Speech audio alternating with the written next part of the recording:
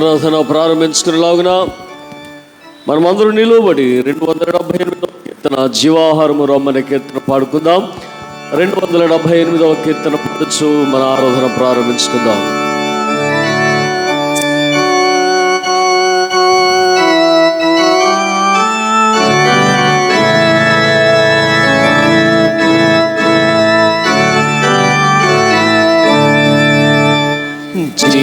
జీవాహారము రమ్ము చిరజీవనము నిచ్చి జీవితాక్షుధాతి చూము జీవన పదములో చీకటి పడు వేళ జీవించుకొని పో జీవితోషలబెంచ జీవాహారము రమ్ము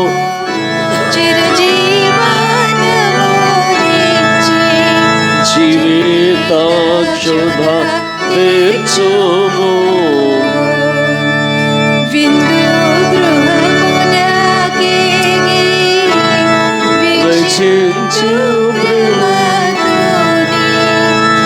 వివిధ శుభోజంబులం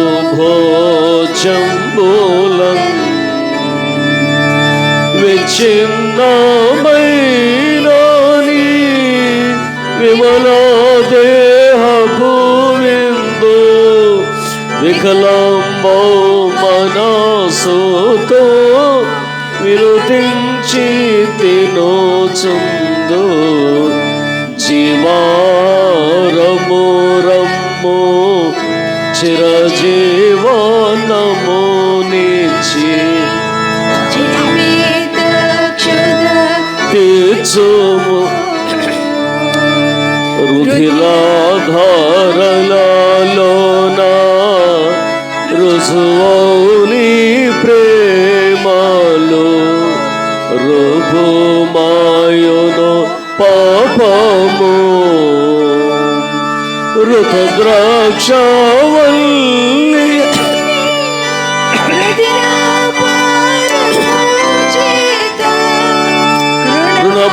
రుణభారములు తీరి రుచించు నా బ్రతుకు జీవారము రమ్ము చిరజీవనము నిచ్చి జీవితాక్షుధ తీర్చుము భవదీయ స్మరణార్థం పతితుల శరణార్థం ఫలించు ఈ హోమము ప్రభువానాయాత్మలో ప్రతిబింబమై వెలసి పానార్పణం మౌను ప్రతిరక్త బిందువు జీవాహారము రమ్ము చిరజీవనము నిచ్చి జీవితాక్షుధా తీర్చుము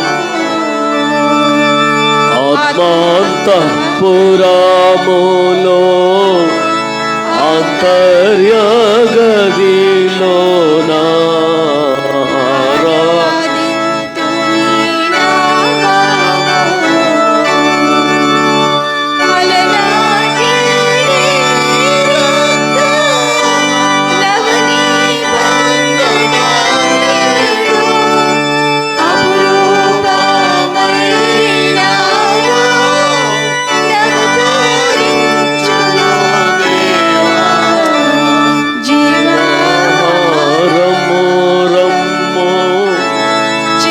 జీవనము నిచ్చి జీవితాక్షుధా తీర్చుము.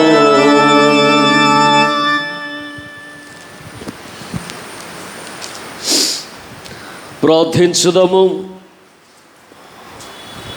సర్వశక్తి గల దేవా, హృదయములని నీకు బట్టబయలై కోరికలన్నీ తెలిసి ఉన్నవి. ఏ రహస్యములు నీకు దాగి ఉండవు. మేము నిన్ను సంపూర్ణముగా ప్రేమించి నీ పరిశుద్ధ నామం నిత్యముగా మహింపరచినట్లు నీ పరిశుద్ధాత్మ ఆవేశము చేత మా హృదయముల తలంపులను పవిత్రపరచుమని మా ప్రభువైన యేసుక్రీస్తు ద్వారా వేడుకొనుచున్నాము. ఆమేన్. సర్వోన్నతమైన స్థలములలో దేవునికి మహిమయు, ఆయనకి ఇష్టలైన మనుషులకు భూమి మీద సమాధానమును కలుగునుగాక. ఓ ప్రభువైన దేవా, పరలోకపు రాజా, సర్వశక్తి గల తండ్రివైన దేవా, నిన్ను స్తుతించున్నాము, నిన్ను కొనియాడుచున్నాము, నిన్ను ఆరాధించున్నాము, నిన్ను మహింపరుచున్నాము. నీ మహిమాతిశయమును గురించి నీకు కృతజ్ఞతాస్తుతులు చెల్లించున్నాము. అద్వితీయ కుమారుడువగు ఓ ప్రభువైన యేసుక్రీస్తు, ఓ ప్రభువైన దేవా, తండ్రి యొక్క కుమారుడా, లోక పాపమును మోసుకుని పో దేవుని గొర్రెపిల్ల, మమ్మను కనికరించుము. లోక పాపమును మోసుకుని పోవాడా, మా ప్రార్థన అంగీకరించుము. తండ్రి అయిన దేవుని కుడి చేతి వైపున కూర్చుండి వాడా, మమ్మను కనికరించుము. నీవే పరిశుద్ధుడవు, నీవే ప్రభుడవు.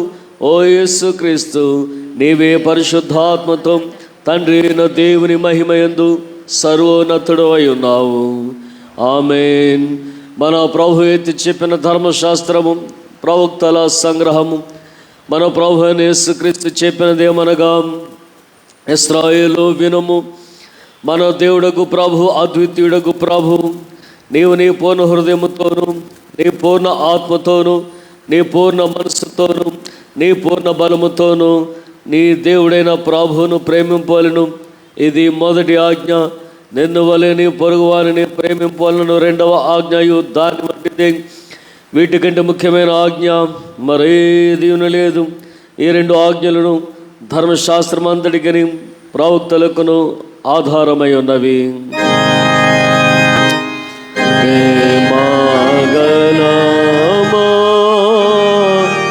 ప్రియ రక్షకుడా, ప్రభువా మమ్ము కనికరించి నీ ఆజ్ఞలను గైకొనుటకు మాయాత్మలను ప్రేరేపించు.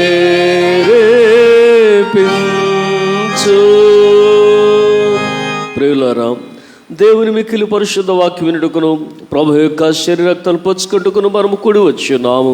కాబట్టి మోకాలోని మౌనముగా మనం పరీక్షించుకుని పశ్చాత్తాపంతోను విశ్వాసముతోను ఆయనను సమీపించినట్లు దేవుని కృపను వెదుకుదాము.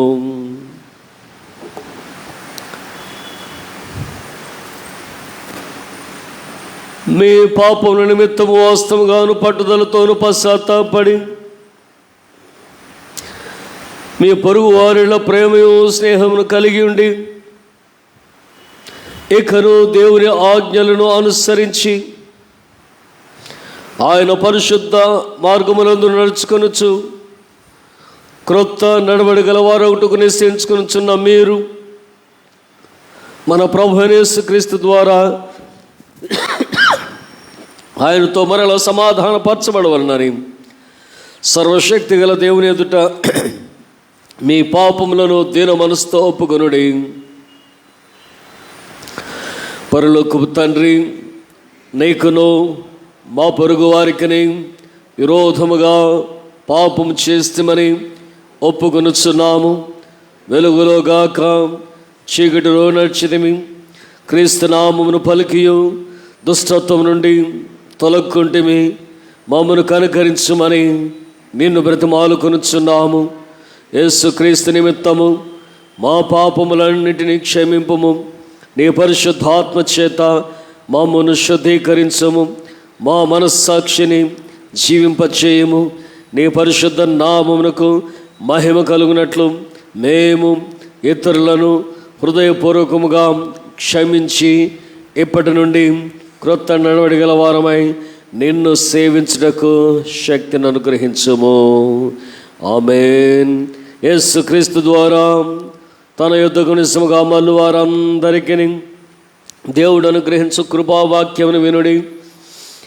ప్రయాసపడి భారం మోసుకుంటున్న సమస్త జనులారా, నా యొద్దకు రండి, నేను మీకు విశ్రాంతి కలుగ చేతును. దేవుడు లోకమును ఎంతో ప్రేమించెను, కాగా ఆయన తన అద్వితీయ కుమారునిగా పుట్టిన వాని యందు విశ్వాసముంచు ప్రతివాడును నశింపక నిత్య జీవం పొందినట్లు ఆయనను అనుగ్రహించెను.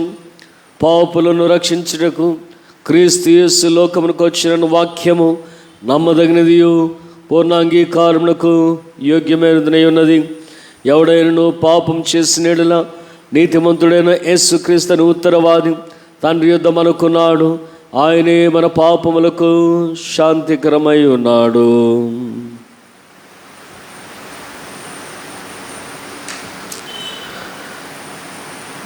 మన పరలోకపు తండ్రి అయిన సర్వశక్తుల దేవుడు తమ సహోదరులను క్షమించి మనస్ఫూర్తైన పశ్చాత్తాపముతోనూ నిజమైన విశ్వాసముతోనూ తన వైపునకు మళ్ళీ వారందరికీ నీ పాపములను క్షమింతునని తన గొప్ప కనికరం వలన మాట ఇచ్చి ఉన్నారు. ఆయన మన ప్రభువైన యేసుక్రీస్తు నిమిత్తము మిమ్మల్ని కనికరించి మీ పాపములను క్షమించి వాటి నుండి మిమ్మల్ని విడుదల చేసి సమస్త సత్యములందును మిమ్మల్ని స్థిరపరిచి బలపరిచి నిత్య జీవమునకు తీసుకుని వెళ్ళును గాక. ఆమేన్. దేవునికి స్తోత్రము కలుగును గాక. ప్రభువు మీకు తోడైండును గాక. ఈ దినం కొరకు ఏర్పాటు చేయబడిన సంగ్రహ ప్రార్థన.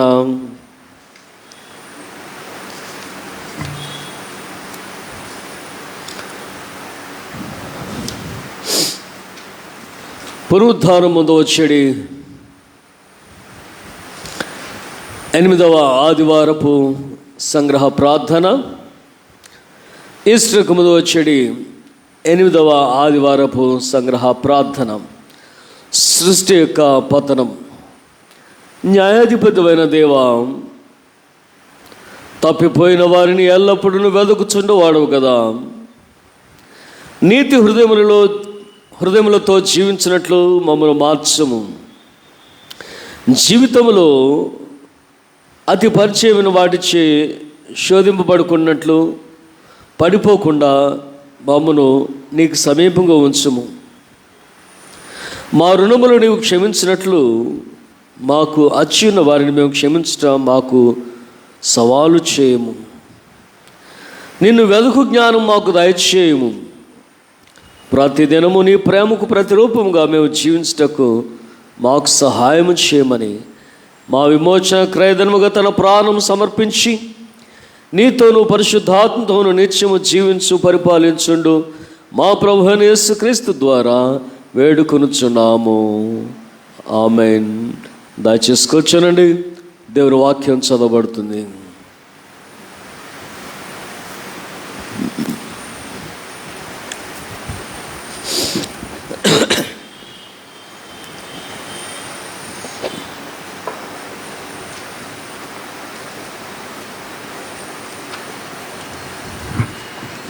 ఎఫీఫనీ తర్వాత 5వ ఆదివారమునకు ఏర్పాటు చేయబడిన మొదటి పాఠము పాత నిబంధన గ్రంథము నుండి ఆదికాండము 3వ అధ్యాయము 1 నుండి 10 వచనముల వరకు ఉన్న దేవుని వాక్యమును విందాము. ఆదికాండము 3వ అధ్యాయము 1వ వచన ప్రారంభము.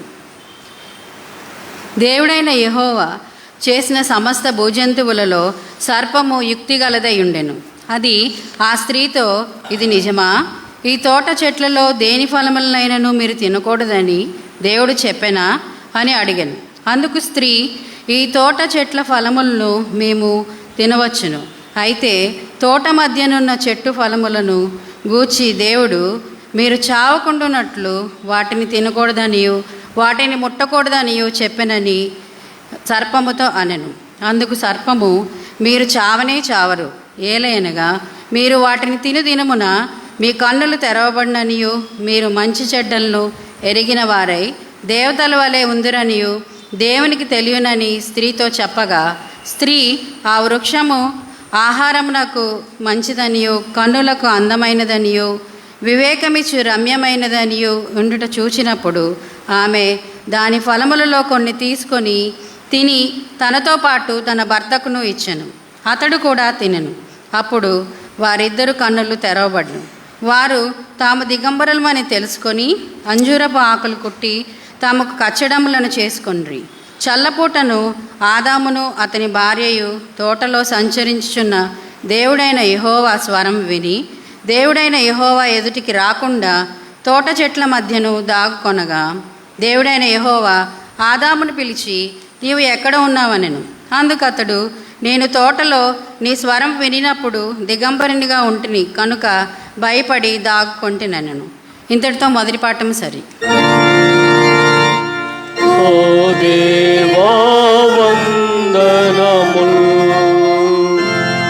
ఓ దేవా వందనములు, ఓ దేవా వందనములు.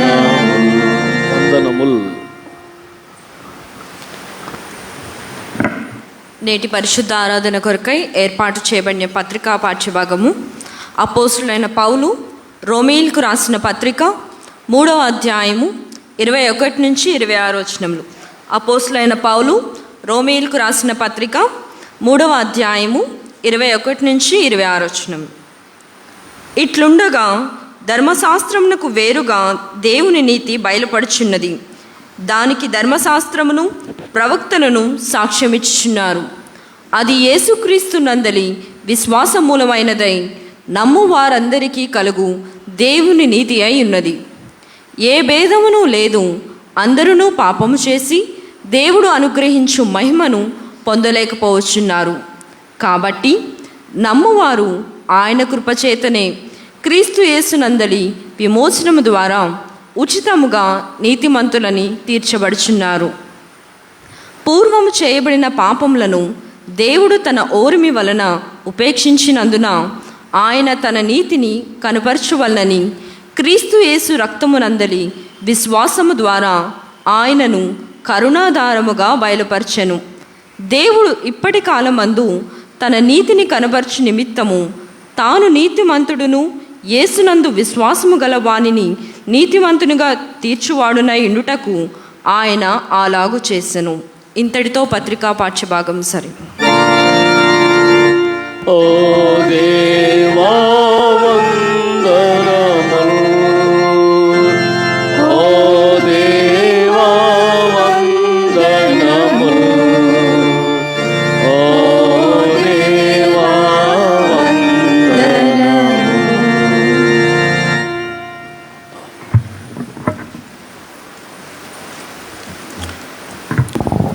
సువార్త పాఠము నేటి ఆరాధన కొరకు ఏర్పాటు చేయబడినటువంటి సువార్త పాఠంగా పరిశుద్ధ మత్తయి సువార్త 18వ అధ్యాయము 23వ వచనం నుంచి 35వ వచనం వరకు గల సువార్త పాఠము విందాం. పరిశుద్ధ మత్తయి సువార్త 18వ అధ్యాయము 23వ వచన ప్రారంభం. కావున పరలోక రాజ్యము తన దాసుల యొద్ద లెక్క చూచుకొన కోరిన ఒక రాజును పోలి ఉన్నది. అతడు లెక్క చూచుకొన మొదలుపెట్టినప్పుడు అతనికి 10,000 తలాంతులు అచ్చి ఉన్న ఒకడు అతని యొద్దకు తేబడెను. అప్పు తీర్చుటకు వాని యొద్ద ఏమీ లేనందున వాని యజమానుడు వానిని, వాని భార్యను, పిల్లలను, వానికి కలిగినది యావత్తును అమ్మి అప్పు తీర్చవలనని ఆజ్ఞాపించెను. కాబట్టి ఆ దాసుడు అతని ఎదుట సాగిలపడి మ్రొక్కి, నా ఎడల ఓర్చుకొనుము, నీకు అంతయు చెల్లించునని చెప్పగా ఆ దాసుని యజమానుడు కనికరపడి వానిని విడిచిపెట్టి వాని అప్పు క్షమించెను. అయితే ఆ దాసుడు బయటికి వెళ్ళి తనకు 100 దేనారులు అచ్చియున్న తన తోటి దాసులలో ఒకరిని చూచి వాని గొంతు పట్టుకొని నీవు అచ్చి ఉన్నది చెల్లింపమనెను. అందుకు వాని తోటి దాసుడు సాగిలపడి నా ఎడల ఓర్చుకొనుము, నీకు చెల్లించదనని వానిని వేడుకొనెను. కానీ వాడు ఒప్పుకొనక అచ్చి ఉన్నది చెల్లించు వరకు వానిని చెరసాలలో వేయించెను. కాగా వాని తోటి దాసులు జరిగినది చూచి మిక్కిలి దుఃఖపడి వచ్చి జరిగినంతయు తమ యజమానికి వివరముగా తెలిపిరి. అప్పుడు వాని యజమానుడు వానిని పిలిపించి, చెడ్డదాసుడా, నీవు నన్ను వేడుకొంటివి కనుక నీ అప్పంతయు క్షమించితిని. నేను నిన్ను కరుణించిన ప్రకారము నీవును నీ తోటి దాసుని కరుణింపవలసి ఉండేను కదా అని వానితో చెప్పాను. అందుచేత వాని యజమానుడు కోపపడి తనకు అచ్చి ఉన్నదంతయు చెల్లించే వరకు బాధపరచు వానిని అప్పగించెను. మీలో ప్రతివాడును తన సహోదరుని హృదయపూర్వకంగా క్షమింపబడని ఎడల నా పరలోకపు తండ్రియు ఆ ప్రకారమే మీ ఎడల చేయుననెను. ఇంతటితో సువార్త పాఠము సరి. స్తోత్రములు, ఓ క్రీస్తు స్తోత్రములు, ఓ క్రీస్తు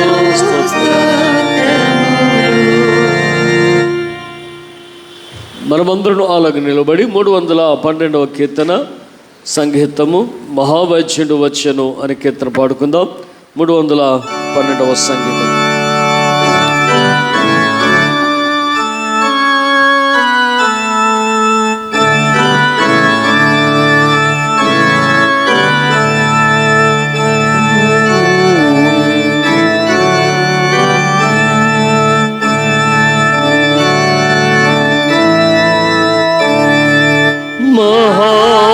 మహావైద్యుడు వచ్చెను, ప్రజలి బ్రోచు యేసు, సహాయమియ్యవచ్చెను,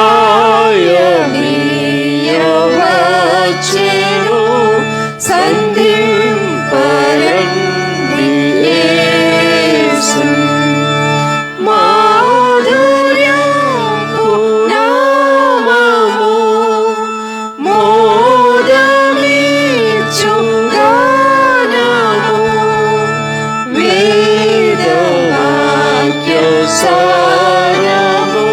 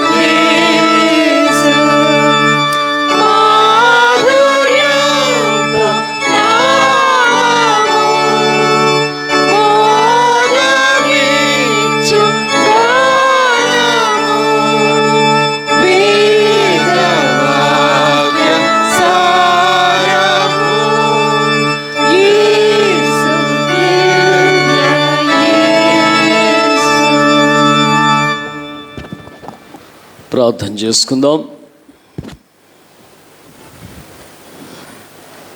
మహోన్నతుడు అయిన మా ప్రియ పరలోకపు తండ్రి, మీ ఘననామానికి వందనాలు, స్తుతులు, స్తోత్రాలు చెల్లించున్నాం. 2వ నెల మొదటి ఆదివారం మీ సన్నిధిలో కనబడేటువంటి భాగ్యాన్ని, నిన్ను ఆరాధించుకునేటువంటి భాగ్యాన్ని మా అందరి కొరకు దయచేసినందుకు నీకు వందనములు. ప్రభుత్వపరమైన పనులను బట్టి, శారీరక బలహీనతలను బట్టి, ఆయా వ్యక్తిగత కారణాలను బట్టి నీ మందిరంలోకి రాలేకపోయిన ప్రతి ఒక్కరిని కూడా క్షమించమని వేడుకొంచున్నాం తండ్రి. మరుసటి వారును మేమును ఏకమై నిన్ను ఘనపరుచుకునేటువంటి గొప్ప భాగ్యం మా అందరి కొరకు దయచేయండి. కుడి వచ్చినటువంటి మేము ఈ సమయం ముందు మిమ్మల్ని స్తుతించు, ఆరాధించు, ఈ సమయం ముందు నీ వాక్య ధ్యానం చేయొచ్చుండగా తండ్రి, నా నోటి మాటలు, మా అందరి హృదయ ధ్యానములు నీ దృష్టికి అంగీకారం ఉండనిమ్మని ప్రభు యేసుక్రీస్తు వారి పుణ్యనామమున ప్రార్థించున్నాం పరమ తండ్రి, ఆమేన్. దయచేసుకొచ్చానండి.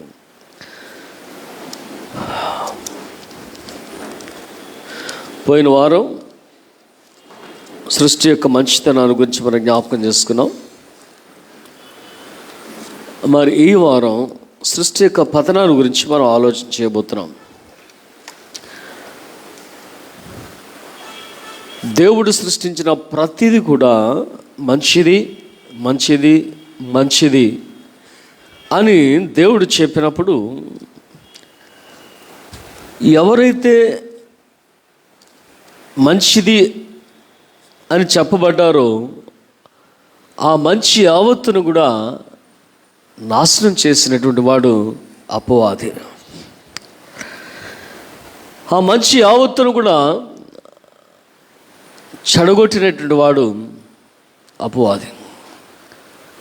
3వ అధ్యాయం చాలాసార్లు మనం జ్ఞాపకం చేసుకున్నాం. సాతాను ఏ విధంగా ఉన్నదో ఆ మొదటి వచనాలు మనం చూస్తాం కదా.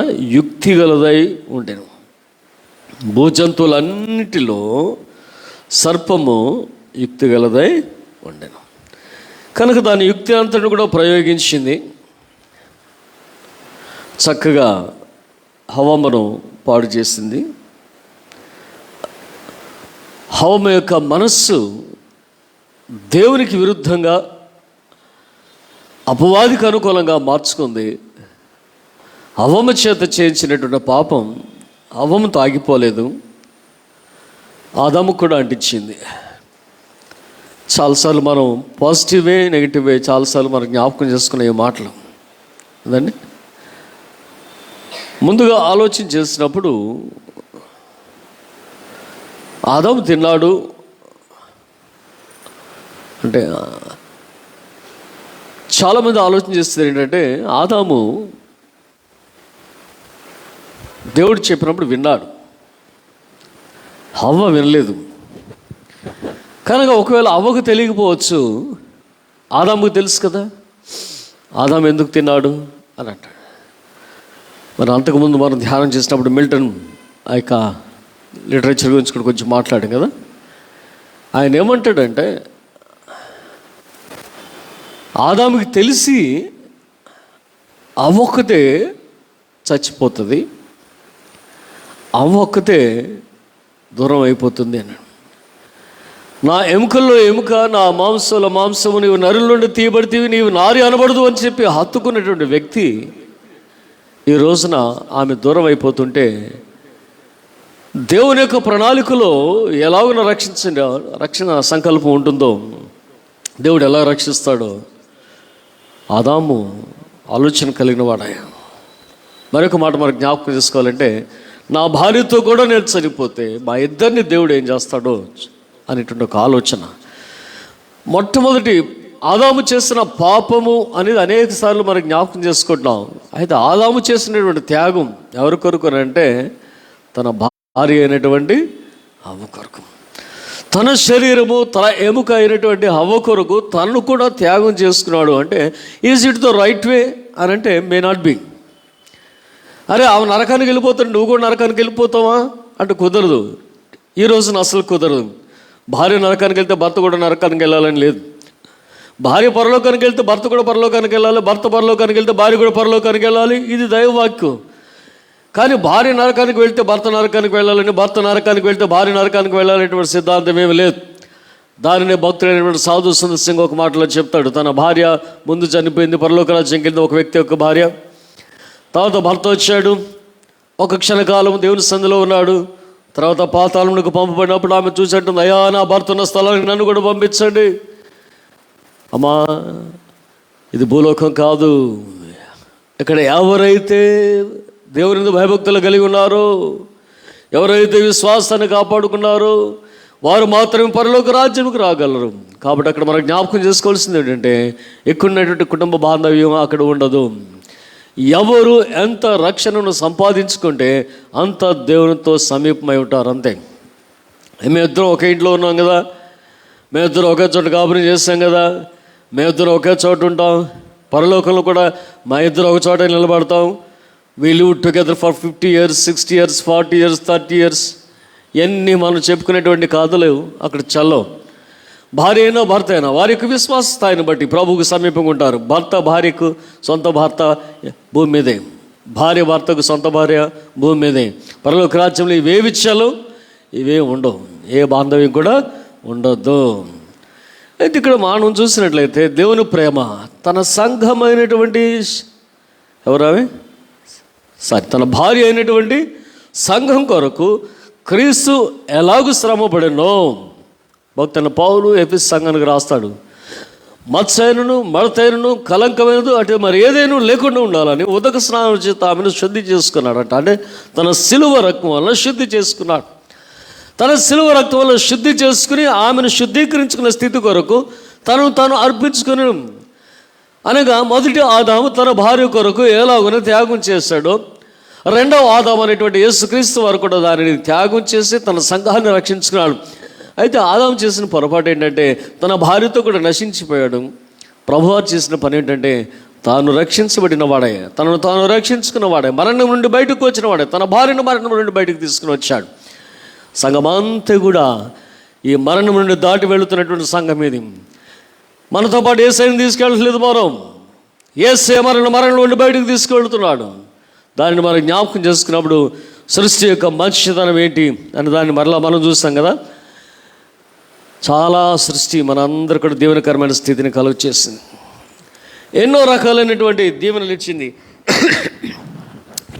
పోయిన వారం మనం జ్ఞాపకం చేసుకున్నాం, విదిన్ ఆంధ్రప్రదేశ్ ఎన్ని రిసోర్సెస్ ఇండియా మనం జ్ఞాపకం చేసుకున్నట్లయితే ప్రపంచ దేశాల్లో హైయెస్ట్ న్యాచురల్ రిసోర్సెస్ ఉన్నటువంటి దేశం, గొప్ప భాగ్యవంతమైన దేశం. అందుకని వీళ్ళందరూ అంటారు బ్రిటిష్ వాడు వచ్చాడు, ఇనుముందాకి వెళ్ళిపోయాడు, బ్రిటిష్ వాడు వచ్చాడు, మన బంగారంతో వాడికి వెళ్ళిపోయాడు అంటారు. ఇక్కడ మనకు నిధులైతే ఉన్నాయి కానీ, వనరులైతే ఉన్నాయి కానీ టెక్నాలజీ లేదు. ఈ ముడి సరుకును వస్తు రూపంలోనికి తీసుకురాగలిగినటువంటి శక్తి, మన జ్ఞానం మనకు లేదు. అక్కడ వాళ్ళకు ఉంది. So they have taken out the raw material and they brought out back the things of the goods. ముడి సరుకులు తీసుకెళ్ళారు, వస్తువులు తీసుకొచ్చారు. ఈడేమంటాడంటే జ్ఞానం లేనివాడు మా బంగారం తీసుకెళ్ళిపోయాడు, మా వెండి తీసుకెళ్ళిపోయాడు అంటాడు. ఉంటే నువ్వేం చేసుకుంటావు, భూమిలో పెట్టుకుంటావు తప్ప నీకు ఎందుకు పనిచేయదు. ఆ బుర్ర లేదు నీకు, ఆ జ్ఞానం లేదు నీకు. ఈ రోజున ఒకడు మోడల్ ఇస్తే ఆ మోడల్ మీద డెవలప్ చేసుకుంటూ వెళ్తున్నావు తప్ప అసలు బేసిక్ రెసిపీ, మనందరికీ తెలిసిన రెసిపీలు కదా, బేసిక్ థింగ్స్, బేసిక్ ఇంగ్రీడియంట్స్ ఏమిటి అనేది నీకు తెలియదు. ఒకటి విమానం కనబడితే దాన్ని కొంచెం సోఫిస్టికేట్గా చేస్తున్నావు, ఒకటి లైట్ కనబడితే దాన్ని సోఫిస్టికేట్గా చేస్తున్నావు. అందులో బేసిక్గా లైట్ కనిపెట్టిన జ్ఞానం నీకు లేదు, విమానం కనిపెట్టిన జ్ఞానం నీకు లేదు, రైలు కనిపెట్టిన జ్ఞానం నీకు లేదు. నీ దగ్గర జ్ఞానం లేకపోబట్టే జ్ఞానం కలిగిన వారు దీనిని ఎలా ఉపయోగించుకోవాలని తీసుకెళ్ళి వారిని వస్తువులు చేసి తిరిగి మరలా నీకు తెచ్చాడు. మనం అంతా కూడా నెగిటివ్ చూస్తాం. మన మీద మన సొమ్ము తీసుకెళ్లారు, మన మీద వ్యాపారం చేసుకున్నారు, మన డబ్బులన్నీ కూడా తీసుకెళ్ళిపోయారు. ఇదే మనకు తెలిసినటువంటి సాక్ష్యం. అయితే ఇండియా న్యాచురల్ రిసోర్స్తో నింపడినటువంటిది. ప్రకృతి సంబంధమైన అనేక వనరులు భారతదేశంలో ఉన్నాయి. ఇవన్నీ కూడా మనం ఆలోచన చేసినప్పుడు దేవుడు ఎంతగా మిమ్మల్ని ఆశీర్వదించాడు, దేవుడు ఎంతగా మనల్ని ఆశీర్వదించాడు. దేవుడు మనల్ని అందరినీ ఆశీర్వదించి ఇంకా మనం జ్ఞాపకం చేసుకుంటే తాను దరిద్రుడే మనల్ని అందరూ కూడా ధనవంతులు చేయాలనుకున్నాడట. మరి అలాగనే చేసి నిన్ను పోషిస్తూ సంరక్షిస్తూ నడిపిస్తున్నటువంటి దేవుని కొరకు మనం ఏం చేయగలుగుతున్నాం? ఆ పాటను ప్రక్కన పెట్టి ఇంకొక స్టెప్ ప్రక్కకు వేసుకుని మరలా చివరిలో ముగింపులోకి వద్దాం. ప్రసంగి గ్రంథం 11వ అధ్యాయం 1వ వచనం.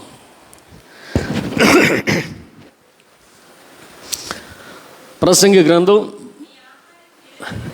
మీ ఆహారమా, నీ ఆహారమా, నీ ఆహారము నీళ్ళ మీద వేయము, చాలా దినములైన తర్వాత అది నీకు కనబడును. చాలండి, మళ్ళీ చదువు కానీ.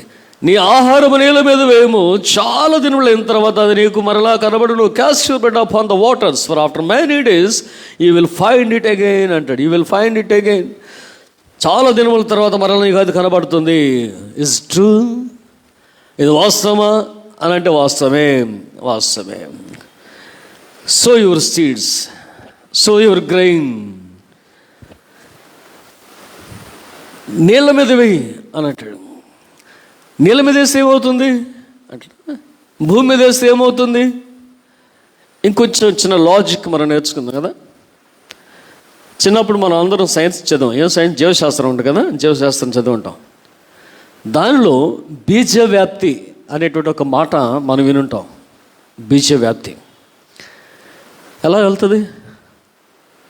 How the seeds can, natural seeds మనం అంటే తీసుకెళ్ళి వేస్తున్నాం. మనం వేయకుండానే మొలుస్తున్నటువంటి మొక్కలు ఉన్నాయి. అవన్నీ ఎక్కడి నుంచి వస్తున్నాయి? అరణ్యంలో మొలుస్తున్నాయి, అడవుల్లో మొలుస్తున్నాయి, కొండల మీద మొలుస్తున్నాయి, నిర్జన ప్రదేశాల్లో మొలుస్తున్నాయి. Who is taking that seed and planting somewhere? ఎవరు చేస్తున్నారు అది? ప్రకృతి ధర్మం, బీజవ్యాప్తి కదా. గాలిలో వెళ్తున్నాయి, నీటిలో వెళ్తున్నాయి, పశుపక్షాల ద్వారా వెళ్తున్నాయి. సో ఇది మనం చిన్నప్పుడు చదువుకునేటువంటి మాట. అవునా కాదా? ఎవరు మాట్లాడట్లా. Is it true or not? Yes, బీజవ్యాప్తి. కనుక ఏమవుతుంది అని అంటే, ఇక్కడ నీళ్ళు వృధా అయిపోతుంది, కానీ మనం వేసిన ఇక్కడ ఉంటలా, వెళ్ళిపోతుంది ఎక్కడికో.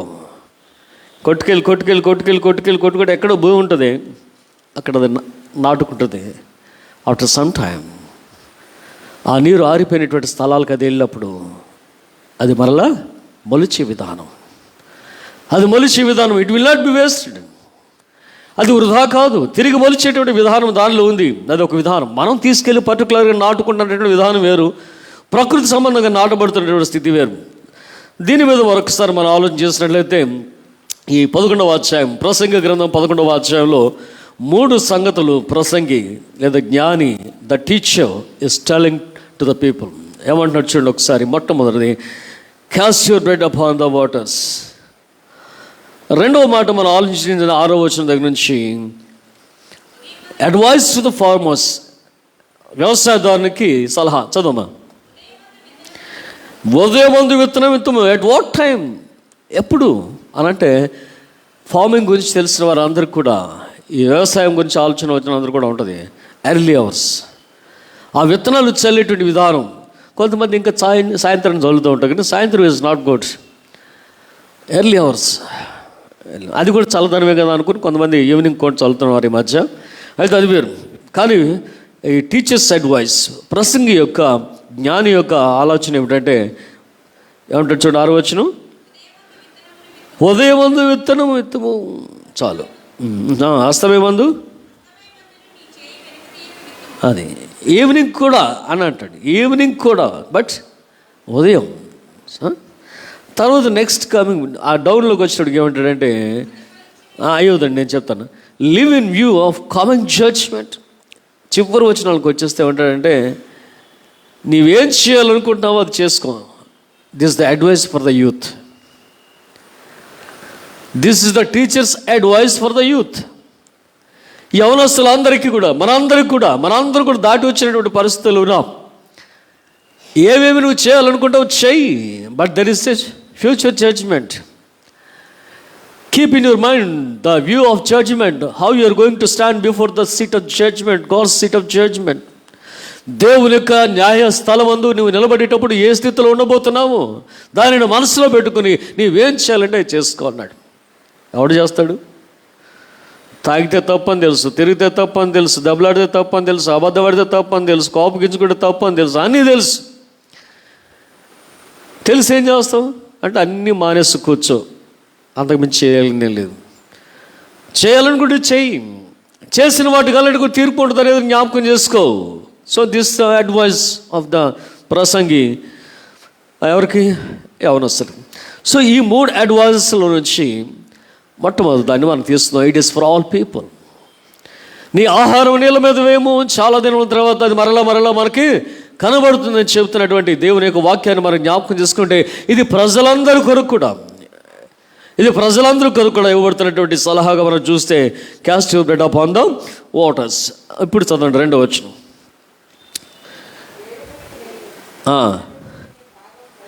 7 లేదా 8 మందికి నీ భాగాన్ని పంచిపెట్టు. Give your portion to 7 as to 8. For you do not know what disaster may come up on the land. భూమి మీద ఏం జరుగుతుందో నీకు తెలియదు కదండి. కరోనా వస్తాను ఎవరికైనా తెలుసా? తెలియదు. యుద్ధాలు వస్తాయని ఎవరికైనా తెలుసా? ఈరోజు పలానా యుద్ధం వస్తాయని ఆలోచిస్తాడు. బాంబింగ్ జరిగిపోతూ ఉంటుంది. We do not no where to go, what to do. ఏం చేయాలో ఎక్కడికి వెళ్ళో తెలియకుండా పరిగెత్తేటువంటి స్థితిని మనం జ్ఞాపకం చేసుకోవచ్చు. యుద్ధ సమయాలు మనం జ్ఞాపకం చేసుకున్నప్పుడు, కెలామిటీస్ని మనం జ్ఞాపకం చేసుకున్నప్పుడు, యాక్సిడెంట్స్ని మనం జ్ఞాపకం చేసుకున్నప్పుడు, ఎప్పుడు ఎక్కడ ఏమవుతుందో తెలీదు. కాబట్టి నీకున్న దానిలో నుంచి ఒక 7 ఇవ్వు అంటాడు. ఎంతమందికి ఇస్తున్నాం మనం దానం? ఎంతమందికి ఇస్తున్నాం దానం? అవును, 8 మందికి అంటాడు. మళ్ళీ కొన్ని పెంచుతున్నాడు అక్కడ తీసుకొచ్చి. చదవండి ఒకసారి మరలా. 7 8 అంటాడు. ఇంగ్లీష్లో మనం ఒకసారి చెప్తాను చూడండి. ఏమన్నాడు ఇందాక? Give your portion to 7 as to 8. అవునయ్యా, 8వ వాడికి కూడా ఇవ్వు అంటాడు అన్నమాట. 7 ఇవ్వు అంటే 7 అనండి. అవును, 8వ వాడికి కూడా ఇవ్వు అంటే ఇంకా ఇవ్వు. మన లైఫ్లో, మన యొక్క సంపాదనలో, మన యొక్క జీవన విధానంలో ఎంతమందికి ఏ విధంగా సహాయం చేయగలుగుతున్నాం, ఎలాగైనా మన విత్తనాలు నీళ్ళ మీద చల్లుతున్నాం అనేటువంటి మాట మనం జ్ఞాపకం చేసుకోవాలి. జీవితంలో జ్ఞానవంతమైనటువంటి నిర్ణయాలు తీసుకోవాల్సినటువంటి అవసరం ఉన్నది. ఎందుకోసం అంటే వ్యవసాయదారుడు విత్తనం విత్తిన తర్వాత దెర్ ఇస్ ఎ హోప్.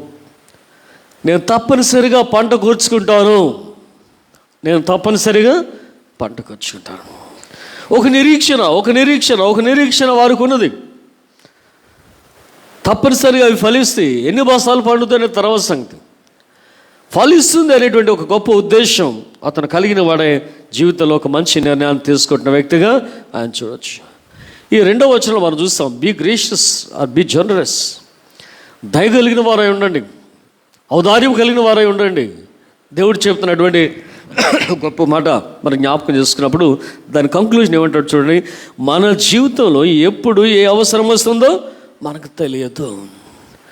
మన జీవితంలో ఎప్పుడు ఏ అవసరం వస్తుందో మనకు తెలియదు. ఇవాళ అన్నీ బాగానే ఉన్నాయి. మనకి కారు ఉంది, మేడ ఉంది, బంగ్లా ఉంది, ఇల్లు ఉంది, జీవితాలు ఉంది, జీతాలు ఉన్నాయి, అమ్మాయి సంపాదన, కోళ్ళ సంపాదన, కొడుకు సంపాదన, చాలా బాగున్నామండి. You do not know what will going to be happen tomorrow. రేపు ఏం జరగబోతుంది అనేది ఎవరికి కూడా తెలియదు. అందుకోసం జ్ఞానం కలిగిన వాడవై, ఔదార్యం కలిగిన వాడవై నీకున్న వాటిని 7 పంచు, 8 పంచు. ఈ విధానం దేవుడు అంగీకరించే విధానం, దేవుడికి ఇచ్చేటువంటి విధానం.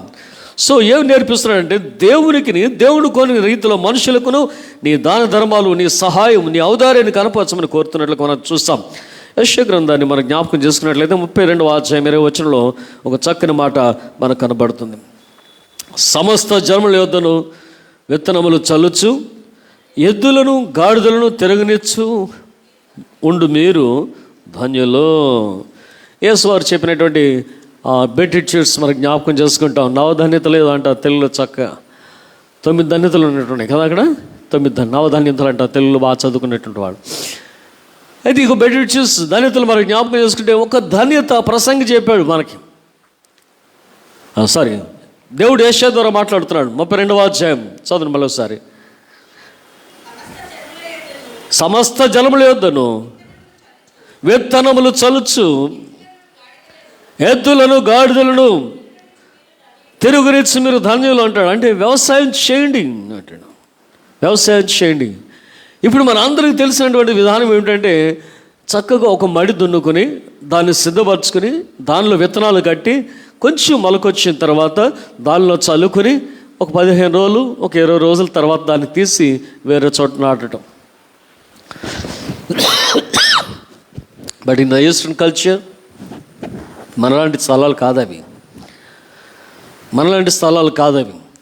అందులో ప్రసంగి కాలంలో జ్ఞాని అయినటువంటి సొలొమోను కాలంలో ఉన్నటువంటి వ్యవసాయ విధానాన్ని మనం జ్ఞాపకం చేసుకున్నప్పుడు, ఒక నీళ్లు ఉన్నాయంటే ఎంతకాలం ఉంటే ఇవి నీళ్లు కొండల మీద నుంచి ప్రవహించే నీళ్లు ఎక్కువ రోజులు మనలాగా నదులు స్థిరంగా ఉండవు అక్కడ కదా. కనుక ఇక్కడ నీళ్లు ఉన్నాయంటే కొద్ది రోజులు అది ఎవాపరేట్ అయిపోతుంది. సో అది ఎవాపరేట్ అవ్వకముందు మనం ఏం చేయాలి అని అంటే, మనలాగా దున్నుకొని మళ్ళీ కాలువ కట్టి మళ్ళీ నీళ్లు పెట్టుకునే విధానాలు ఉండవు అక్కడ. విత్తనాలు తీసుకెళ్ళి చల్లండి, ఎద్దులతో తొక్కించండి. అంటే మనం చేస్తున్నటువంటి వ్యవసాయం, ఇప్పుడు మనం చేస్తున్నటువంటి వ్యవసాయం ఏం జరుగుతుందంట, ఇప్పుడు మనం ప్రాసెస్ చేస్తున్నాం. ఒక ఎకరం దున్నుకుంటాం, లేదా ఒక అరెకరం దున్నుకుంటాం, దాన్ని మడి చేసుకుని చక్కగా విత్తనాలు నాటుకుంటాం. అది పెరిగిపోయిన తర్వాత 5 ఎకరాలకు 10 ఎకరాలకు దాన్ని డిస్ట్రిబ్యూట్ చేసుకుంటాం, నాటుకుంటాం. ఇంత ప్రాసెస్ జరిగే విధానం లేదు అక్కడ. సో ఇక్కడ నీళ్ళు ఉన్నాయి, మడుగు ఉంది, ఇక్కడ విత్తనాలు చల్లండి, ఎద్దులు గాడిదలు వదిలేయండి, అవి కొంచెం నాటుస్తాయి. తర్వాత ఏమవుతుంది, after some time waters evaporate అయిపోతాయి, ల్యాండ్ డ్రై అయిపోతూ ఉంటుంది, విత్తనాలు మొలుస్తూ మొదలు పెడతా ఉంటాయి.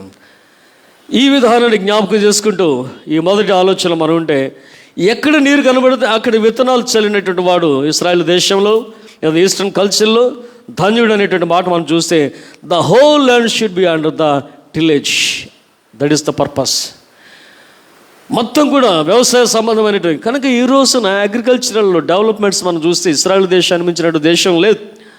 అతి చిన్న దేశంలో అతి చిన్న స్థలాలలో వారు పండించే విధానాలు మనం చూస్తే, ఈ విధానానికి టెక్నాలజీ తోడైంది కనుక వారు ఒక ఉన్నతమైనటువంటి దీవెన స్థితిలో ఉన్నారనేది ఈ రోజున మరొకసారి మనం జ్ఞాపకం చేసుకోవచ్చు. యెషయా గ్రంథం 7వ అధ్యాయం 22వ వచనంలో అంటాడు చూడండి, చదవండి, చిన్న ఆవును పెరుగు తినను సరే. ఈ అగ్రికల్చరల్ విధానం మనం చూస్తే ఏమవుతుందండి, ఒక చిన్న ఆవును 2 గొర్రెలు పెంచుకుంటాడు. ఏ పూర్ మ్యాన్ అంటే చాలు. ఒక పేదవాడు, పేదవాడా, ఎలాంటి పేదవాడు అంటే ఒక పాడి, ఒక చిన్న ఆవును 2 గొర్రెలు, ఒక చిన్న ఆవు 2 గొర్రెలు పెంచుకుంటే చాలు, వాడి జీవన విధానం వెళ్ళిపోతూ ఉంటుంది. వాడు కడుపు నిండా తింటాడంటే ఏం తింటాడు, పెరుగు తింటాడు, పాలు తింటాడు, తేనె తింటాడు. ఇవన్నీ కూడా సమృద్ధికరమైనటువంటి స్థితిని అక్కడ కనబరుస్తున్న విధానం చూస్తే, everybody should enjoy the spirituality. దీని ఆత్మ సంబంధమైనటువంటి మాటలుగా మరొకసారి మనం మలుచుకుంటే, దేవుని వాక్యం అన్ని స్థలాలలో విత్తబడాలి, దేవుని వాక్యం విత్తబడాలా. ప్రతి ఒక్కరు కూడా దేవుని వాక్యాన్ని కలిగిన వారై ఉండాలా, దాని సమృద్ధిని అనుభవించే వారై ఉండాలా. అది దేవుని యొక్క ఉద్దేశం. యెషయా ద్వారా దేవుడు బయలుపరుస్తున్నటువంటి సత్యం అనేటువంటి మాటను మరొకసారి మనం ఆలోచన చేసినట్లయితే, ఈ విత్తనాలు అనేది చల్లబడటం. ఈ చల్లబడే విధానంలో ఇక్కడ 2 మాటలు మనం చూసాం, ఎద్దును గాడిదను కదా. ఎద్దును గాడిదను. ధర్మశాస్త్రం ఏం చెప్తుంది, నువ్వు నాగలి కట్టేటప్పుడు ఒక ఎద్దును ఒక గాడిదను కలిపి కట్టకూడదు అన్నాడు. నువ్వు నాగలి కట్టేటప్పుడు ఒక ఎద్దును ఒక గాడిదను కలిపి కట్టకూడదు. మరి ఏం చేయమంటావు అంటే, 2 ఎద్దులు కట్టుకో, గాడిదను కట్టడానికి వీల్లేదు అంటాడు. కానీ ఇక్కడికి వచ్చేటప్పటికి ఏం చెప్తున్నాడు చూడండి ఒకసారి, ఎద్దులను వదిలిపెట్టండి, గాడిదలను వదిలిపెట్టండి. అయ్యో ధర్మశాస్త్ర విరుద్ధం కదా, ధర్మశాస్త్ర విరుద్ధంగా ఎందుకు చేయాలి పంట అనంటే, మరో ఆత్మీయ స్థితికి మనం వచ్చినప్పుడు, there is no Jew no gentile, యూదుడనియు గ్రీసు దేశస్తుని భేదము లేదు. అందుకని మనం చూడబోయేటువంటి పాఠంలో, అందరూ పాపము చేసి దేవుడు అనుగ్రహించిన మహిమను పొందలేకపోతున్నారు. రోమా 3:23 కదా. అందరూ పాపం చేసి దేవుడు అనుగ్రహించిన మహిమను పొందలేకపోతున్నారు. సో దేవుని సువార్త, ఆత్మీయ స్థితి అందరి జీవితాలకు అవసరమైనటువంటి మాట. ఈ యొక్క కల్టివేషన్ గురించి మరొకసారి ఆలోచన చేస్తూ, రెండో ఆలోచన మనం చూసినట్లయితే ఇంటర్నేషనల్ కామర్స్. నీ ఆహారం నీళ్ళ మీద వేయము, చాలా దినముల తర్వాత మరలా కనబడడం లేదా మరలా కనబడిన మాట చూస్తే ఇంటర్నేషనల్ కామర్స్ ఒకసారి మనం చూడొచ్చు. షిప్ యువర్ గ్రెయిన్స్, నీ ఆహారాన్ని ఇతర దేశాలకు పంపించు. ఈ రోజున మన అందరికీ తెలిసింది ఏంటంటే, ఏమంటారు అట్లని, సెన్సెక్స్ అట్లు పెడతారు కానీ పెట్టుబడులు పెడతారు, ఏమంటారు అట్లా, షేర్ మార్కెట్లో మనం షేర్స్ పెడుతున్నాం ఈ రోజున. కొన్నిసార్లు అది పెరుగుద్ది, కొన్నిసార్లు తగ్గుద్ది. అలా పెట్టి ఆత్మహత్య చేసుకునే వాళ్ళు ఉన్నారు, పెట్టి లాభాలు సంపాదించిన వాళ్ళు ఉన్నారు. ఎవరికి ఏం జరుగుతుందో మనకు తెలియదు. అది ఒక షేర్ మార్కెట్ లేదా పెట్టుబడి పెట్టే విధానం, వ్యాపారాన్ని బయటకు పెంచే విధానం. ఈ రెండవ ఆలోచన మనం చూసినట్లయితే, దీనిని నీ ఆహారము నీళ్ళ మీద వేయము, చాలా దినముల తర్వాత మరల నీకు కనబడిన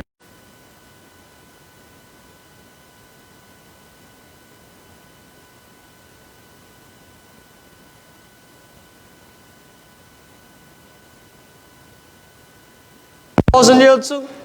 లేదంటే రెండవ మాట మనం జ్ఞాపకం చేసుకుంటే, ఎవరంట, షిప్ మే డ్రోన్. నీవు ఏ షిప్ని అయితే నీ యొక్క గ్రెయిన్స్తో పంపుతున్నావో ఆ యొక్క ఓడలు మునిగిపోవచ్చు. సముద్రంలో మునిగిపోయినటువంటి ఓడలు చాలా మనం జ్ఞాపకం చేసుకుంటాం. సో షేర్ మార్కెట్స్ డౌన్ అవ్వచ్చు. మేబీ చీటెడ్, మోసం చేయబడవచ్చు. ఇవి సముద్ర వ్యాపారం గురించి, లేదా నీ ఆహారం నీళ్ళ మీద వేయము అనే దానికి ఈ ఇంటర్నేషనల్ బిజినెస్కి లింక్ చేసుకునే మాటలు మనం ఆలోచించవచ్చు. మూడవ మాట మనం చూసినట్లయితే, బీ జనరస్. ఇది దేవుడు కోరుకునేది. Be generous. సమ్డే నీవు తిరిగి దానిని పొందబోతున్నావు.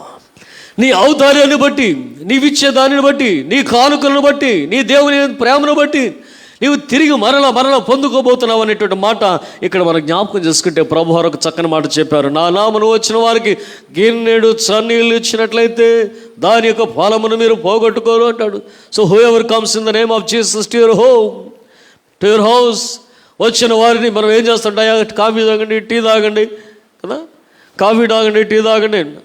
నాకు తెలిసినట్టు ఒక రిటైర్డ్ పాస్టర్ గారు, మన డినామినేషన్ కాదు, వేరే డినామినేషన్, పొద్దున్నే వచ్చేవాడు, ఇళ్ళకి వచ్చేస్తూ ఉండేవాడు. ఆయనే అన్నాడు, మనం అనకముందు నేను అంటానని తెలుసుకున్నాడేమో మరి, ఏముంది అయ్యగారు, ఏదో ప్రభు ఫోటో పెట్టుకుని ఇంటికి వెళ్ళాం అనుకోండి, అయ్యగారు కప్పు కాఫీ, చిన్న ప్రార్థన చేయండి అంటారు, ఒక కప్పు కాఫీ ఇస్తారు, లేదా 10-20 రూపాయలు ఇస్తారు. ఆయనే ఒప్పుకున్నాడు. కనుక నాకు టిఫిన్ వెళ్ళిపోతుంది, కాఫీ వెళ్ళిపోతుంది, ఏదో చేతులకు కొంచెం డబ్బులు ఉంటాయి కదా అంటే, ఆ అవసరాలు ఉన్నటువంటి అయ్యగారులు కూడా ఉన్నారు, లేరు. అందరూ సమృద్ధిగా ఉండరు. ఆ అవసరాలు ఉన్న అయ్యగారు ఉంటారు. అవసరాలు తీరిగిపోయిన తర్వాత కూడా ఇంకా డబ్బు సంపాదించుకోవాలంటే ఆలోచనలు ఉండేవాళ్ళు కూడా ఉంటారు. అది రెండో జాతి. సరే, ఏ జాతి అయినప్పుడు కూడా మనం ఏం చేస్తామంటే, ఎవరో ఒకరు అయ్యగారు, ఆనందరావు గారు రాకపోతే ఏమైంది, సిఎస్సి చర్చ్ నుంచి XYZ సంబడి వెల్కమ్ విత్ సంచి కదా, ఆల్ సెంట్స్ పాస్టర్ రాకర్లా, ఎవరైనా సంచి చేసుకున్న పాస్టర్ వచ్చాడు అనుకోండి, can we throw him out, మీరు వెళ్ళిపోండి మా అయ్యగారు వస్తారంటారు. మనం అనం కదా, ఎవరో ఒకరు వచ్చారులే, పొంచిన ప్రార్థన చేస్తారు, ఒక 20 రూపాయలు ఇచ్చి పంపిస్తే ఏమవుతుంది, ఒక 50 ఇచ్చి పంపిస్తే ఏమవుతుంది అనుకుంటాం. ఎంతోమంది ఇచ్చి మా ఆల్ సెంట్ చర్చ్ పాస్టర్ గారు రావాలి, మాకు ఆనందరావు ఉంటే ఆనందరావు, ముందే ఆయన వస్తే వెనక ఆయన, మా ఆల్ సెంట్స్ పాస్టర్ రావాలని అంటే మనం అనం కూడా. సర్లేండి, ఎవరో ఒకరు వచ్చారు కదా, ఒక 50 తీసుకెళ్ళండి, ఒక 100 తీసుకెళ్ళండి, ఒక కాఫీ తాగేళ్ళండి, ఏదో మనకు తోచింది, ఏదో మనం సహాయం చేస్తూ ఉంటాం. దేవుని పెరట వచ్చిన వానికి చన్నీళ్ళు ఇచ్చేటటువంటి వాడు ఎవ్వడు కూడా నష్టపడని దేవుడు చెప్తున్నాడు. దానిని ఇక్కడ మరల ఆలోచన చేసినట్లయితే, మన యొక్క ఆహారము లేదా మన యొక్క విత్తనములు నీళ్ళ మీద చల్లినప్పుడు చూస్తే వాళ్ళకి ఎలా కనపడుతుందట, ఏంటి వీటి పిచ్చోల్లో ఉన్నాడు కదా, ఎవరైనా నీళ్ళ మీద చల్లుతారా, భూమిలో చల్లుకోవాలి, నీళ్ళ మీద చల్లుతున్నాడు ఏంటి అనేటువంటి ఆలోచన కొంతమందికి రావచ్చు. ఇట్ మే బి ఫ్యూటిల్ ఎక్సర్సైజ్, అది ఎక్సర్సైజ్ ఇన్ ఫ్యూటిలిటీ, వ్యర్థమైనటువంటి అభ్యాసం చేస్తున్నాం. మనం ఏం చేస్తున్నావు అనంటే, నీళ్ళ మీద చల్లుకుని వెళ్తున్నాం. So all the giving of your economy, your wages, నీవు ఏం సంపాదించావు అవన్నీ కూడా జనాలకు ఇచ్చుకుంటూ వెళ్తుంటే వీడేంటి పిచ్చోళ్ళకి చేస్తున్నాడు, డబ్బులన్నీ ఇచ్చేస్తున్నాడే, జీతం అంతా ఇచ్చేస్తున్నాడే అనేటువంటి ఒక భావం జనాల్లో కనబడుతూ ఉంటుంది. నీవిచ్చే కానుక అది వ్యర్థమవుతున్నట్టు కనబడుతూ ఉంటుంది. కానీ దేవుని వాక్యం సెలవిచ్చేది ఏమిటంటే అది అన్నది కూడా వ్యర్థం కాదు. గల్తీయులకు రాయబడిన పత్రిక 6వ అధ్యాయం 7-9 మనం చూస్తే, ఓ జనులారా మోసపోకుడి, దేవుడు వెక్కిరించబడడు అంటాడు. దేవుడు తీయండి ఒకసారి గల్తీ రాసిన పత్రిక 6వ అధ్యాయం 7 మరియు 9 దేవుడు వెక్కిరింపబడడు. 9 గురించి మనము మేలు చేట ఎందు విసుక ఎందుము, మనము ఆలయక మేలు చేస్తేమేని తగిన కాలమందు పంట కోయవచ్చును. మనం ఆలయక మేలు చేస్తేమేమి తగిన కాలమందు మనము పంట కోయవచ్చును. సో దేవుడు వెక్కిరించబడడు. చూసేవాడికి అనుకోవచ్చు it is a futile exercise with futility. ఏమీ లాభం లేదు. 100 తెచ్చుకున్నాడు, 50 ఖర్చు పెట్టేశాడు, అందరికి ఇచ్చేస్తున్నాడు. ఇంట్లో గోడలు కూడా ఎక్కువైపోతాయి. తెచ్చిన జీతం అంతా వాళ్ళకి ఇచ్చేస్తున్నావు. చాలాసార్లు మనం వింటూ ఉంటాం ఈ మాటలు. అంటే అది వ్యర్థమవుతున్నట్టు కనబడుతుంది. దాచుకోవట్లేదు.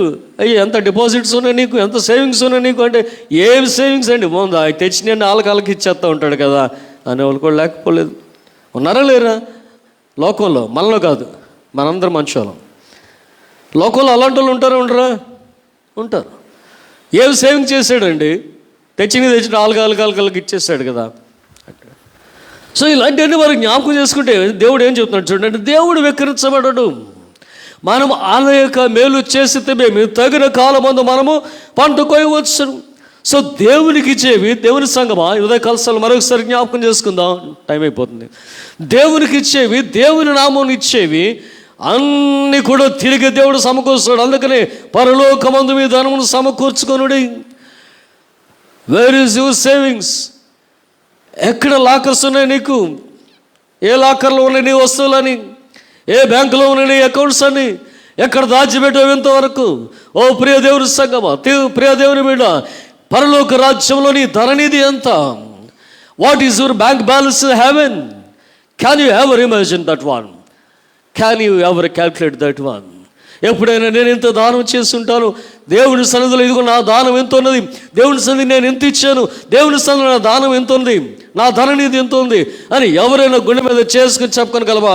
బ్యాంక్ బ్యాలెన్స్ అడిగితే I have so and so much, this much amount I have in the so and so bank. మరి లాకర్లు ఏమున్నాయి అంటే ఇన్ని నగలు ఉన్నాయండి, ఇన్ని డాక్యుమెంట్స్ ఉన్నాయండి, ఇవన్నీ మనుషులు చెప్పుకోగలరు. కానీ పరలోక రాజ్యంలో నీ ధననిధి ఎంత ఉన్నది? What is your account? What is your bank balance? The Kingdom of haven. అక్కడికి వెళ్ళిన తర్వాత నువ్వు దరిద్రుడిగా ఉండాలా? అక్కడికి వెళ్ళి నాకు దరిద్రుడిగా ఉండడానికి కాదు కదా దేవుడు ధనవంతుడైంది, దరిద్రుడైంది నిన్ను ధనవంతుడు చేయాలని. ఇహలోకమందు నీవు ధనవంతుడైనప్పుడు దానిలో నుండి ఔదార్యత కలిగే ప్రజలకిస్తూ పరలోక రాజ్యంలో నీ ధననిధిని నింపుకోవాలని కదా దేవుడు నీ కిందకు వచ్చింది భూమి మీదకి. పరలోకం నడిపించే ఎందుకు వచ్చాడంటే నీవు ధనవంతుడు కావాలా, ఈ ధనాన్ని తిరిగి నీవు పరలోకంలో దాచుకోవాలా. పరలోకంలో దాచుకుంటానికి వచ్చాడు, ఇక్కడ దాచుకోవద్దని చెప్పాడు కదా. ఇక్కడ దాచుకుంటే ఏమవుతుంట? చిమ్మెడు గుడ్డేస్తుంది, దొంగలు దొంగిలించెదరు, పోతుంది సమ్డే. అక్కడ దాచుకుంటే దేవుడు అక్కడ ధనవంతులు చేసి కూర్చోబెడతాడు. ఎంతమంది ఉదయకాల సమయంలో మనం దాచుకుంటున్నాం, ఎలాగైనా మనం ధననిధిని పరలోకంలో పెంచుతాం అనేటువంటి మాటలు మనం చూస్తే ఈ ఇచ్చే విధానంలో ఇంకో చిన్న డిసప్పాయింట్మెంట్ కూడా మనకు ఉంటుంది. ఇన్గ్రాటిట్యూడ్ పీపుల్ కదా. అయ్యా ఒక 1000 రూపాయలు ఇవ్వా అంటాడు, సర్లే. తర్వాత వాడికి కృతజ్ఞత ఉండదు. ఆడేంటి అంటాడంట. మళ్ళీ తర్వాత వచ్చి తీసుకెళ్తాడు 1000 రూపాయలు బాగానే, తర్వాత ఆడేంటి అంటాడు. అంటే మనం ఇచ్చిన 1000 రూపాయలు ఏమైపోతాయి? వృధా అయిపోతాయి. So there are some ingratitude people. పొందిన వాటిని కూడా, పొందిన మేలును కూడా మర్చిపోయి తిట్టేటటువంటి వాళ్ళ మంది ఉంటారు. అలానే ఒకటి మానేస్తామా అంటే కొన్నిసార్లు మనం అలా చేయొచ్చు. వీడికి ఇచ్చాను, వీడు తిట్టాడు కాబట్టి పాపం రెండోసారి ఎవడో నిజమైన అర్హత కలిగిన వాడు, అవసరత ఉన్నవాడు వచ్చినప్పుడు మనం నాకు ఇవ్వం, ఎందుకంటే వీడికి ఇస్తే అలాగే చేసాడు, తిట్టాడు, వీడికి ఇవ్వం అని చెప్పేసి రెండోసారి బీసుకు కూర్చుంటాం. దేవుడు ఏం చెప్తున్నాడంటే వాడు తిడితే తిట్టాడు, వాడికి కృతజ్ఞత లేదు, కానీ దాన్ని నువ్వు మానుకోవద్దు. ఆలయక మేలు చేస్తూ ముందుకు వెళ్ళిపో. నీ ఔదార్యాన్ని కంటిన్యూ చేయమని చెప్పి దేవుడు చెప్తున్న విధానం మనం చూస్తే బైబిల్లో కొద్దిమందిని జ్ఞాపకం చేసి నేను ముగిస్తాను. వారి యొక్క ఔదార్యాన్ని చాటినటువంటి వారు, వారి యొక్క ఆహారంలో నేల మీద చల్లినటువంటి వారిని కొద్దిమందిని చూసి మనం ముగించుకుందాం. నిర్గమాకాండం 36వ అధ్యాయం 1-7 వచనాలు మనం చూస్తే అక్కడ బెసలేలు మోషే గారితో చెప్తున్నాడు, అయ్యా ఇక మీదట ప్రజలను దేవుని సన్నిధికి ఏ అర్పణలో తీసుకుని రావద్దని చెప్పండి, ఏ అర్పణలో తీసుకుని రావద్దని చెప్పండి. కన్స్ట్రక్షన్ కట్టాలనుకుంటాం మన చర్చ్, అవునా? 2015వ సంవత్సరంలో ఆ కాంప్లెక్స్ కట్టేటప్పుడు మనం కూడా కట్టడానికి సిద్ధంగా ఉన్నాం. కాంప్లెక్స్కు పోటీ వస్తుంది, మీరు ఆపండి అన్నారు. ఒక నెల రోజులు ఆపాం. All this is true. తర్వాత మనం కట్టలేకపోయాం. ఈ రోజు కూడా చర్చ్ కట్టలేకపోయాం. ఇక్కడ నిలబడి అనౌన్స్ చేశా, ఇక మీదటి మీరు ఎవరు కూడా చర్చ్ కన్స్ట్రక్షన్కి డబ్బులు ఇవ్వద్దు. 5 years నుంచి you are not collecting church construction money. తీసుకెళ్ళి ఏం చేసుకుంటావు? డిపాజిట్లు చేసుకుని చర్చ్ కట్టడానికి ఉపయోగం లేనప్పుడు చర్చ్ కట్టుకుంటే రండి ఇవ్వండి అని చెప్తాం ప్రజలకి. మేము చర్చ్ కట్టుకుంటున్నా ఇవ్వండి అని చెప్తాం. చర్చ్ కట్టుకుంటానికి ఉపయోగం లేనప్పుడు ఏం చేసుకుంటే తీసుకెళ్ళి బ్యాంకులో పెట్టుకోవాలా? అది ఉందో లేదో అని ఇంకొకరు ఆలోచన, వీళ్ళు ఏమైనా దాన్ని చేశారని ఇంకొకరు ఆలోచన. ఇవన్నీ ఎందుకు వచ్చిన బాధలు కదండి? ఉన్నాయి మనకి. శేఖర్ గారి టైంలో సంపాదించి పెట్టిన అట్లా ఉన్నాయి. అవి ఏం పోలా, దాన్ని కొంత యాడ్ చేసి ఉంచాం. ఇక మీదట ఎవరు తీసుకురావద్దని చెప్పాడు. ఇక మీదట ఎవరు కూడా తీసుకురావద్దని చెప్పాడు. ఎందుకంటే వారు ఔదార్యం కలిగిన వారే, వారు దేవుని సన్నిధికి ఇస్తున్నారు. Really appreciate all saints people. మీ ఔదార్యం చాలా గొప్పది. మీరు చాలా ఇచ్చారు. అడిగితే ఇంకా ఇస్తారు, అడిగితే ఇంకా ఇస్తారు. మనకు అడిగేటువంటి అవకాశం లేకుండా పోతుంది. అడిగితే ఇంకా ఇస్తారు. అయ్యా మేము గుడి కడుతున్నామంటే ఇంకా ఇస్తారు. కానీ వారు దేవునికి ఇచ్చినటువంటి విధానాన్ని మనకు జ్ఞాపకం చేసుకున్నట్లు ఎవరు రాయబడింది? They have proved that they are the covenant people. మేము నిబంధన ప్రజలం. దేవుడు చెప్పిన మాటకు లోబడి మేము దేవునికి ఇస్తున్నాం. More than asked, more than needed. కావాల్సిన దానికంటే, అడుగున్న దానికంటే ఎక్కువ ఇస్తున్నట్టు విధానం చూస్తున్నట్టు they proved willingness to uphold the covenant relationship. దేవునితో నిబంధనను పొందుపరుచుకోవడానికి ఇస్తున్నటువంటి ప్రజలకు వారు కనబడుతున్నారట. టుడే దేవుని సన్నిధికి ఇస్తున్న మీరు అందరూ కూడా, మా దేవుడు ఎవరు కొరిస్తున్నారు? మీరు ఆనందరావు ప్రసంగం చేస్తే ఇవ్వలా, లేదా XYZ ప్రసంగం చేస్తే ఇవ్వట్లా. మా దేవుని నిబంధన ప్రజలు మేము దేవునితో మా నిబంధన నిలుపుకుంటాకి ఇస్తున్నామని చెప్పి మీరు ఇస్తున్నటువంటి ఔదార్యాన్ని బట్టి మీకు వందనాలు, దేవునికి మహిమ. రెండవ రకంగా ఆహారాన్ని నీళ్ళ మీద చల్లిన వారిని మనం జ్ఞాపకం చేసుకున్నట్లయితే 2 కొరింథీ పత్రిక 8-9 అధ్యాయాల్లో ఎలాగున్న సంఘ అభివృద్ధి కొరకు, సంఘ పరిచర్య కొరకు, అభిషక్తుల పరిచర్య కొరకు, పరిశుద్ధుల సహవాసం కొరకు కానుకలు ఇవ్వాలో భక్తుడైన పౌలు సంఘాలకు నేర్పిస్తూ కొరింథీ సంఘానికి కూడా ఆ మాటలు జ్ఞాపకం చేస్తున్నాడు. చదవండి ఒకసారి 8వ అధ్యాయం 9వ వచనం. మీరు మన ప్రభువైన యేసుక్రీస్తు యొక్క కృపను ఎరుగుదురా.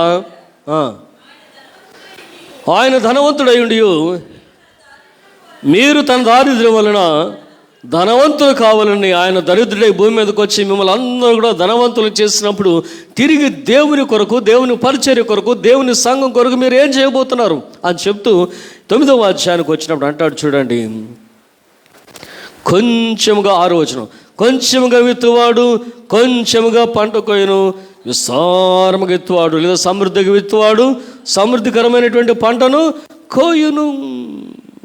This is the inestimable gift of God. We have to remember.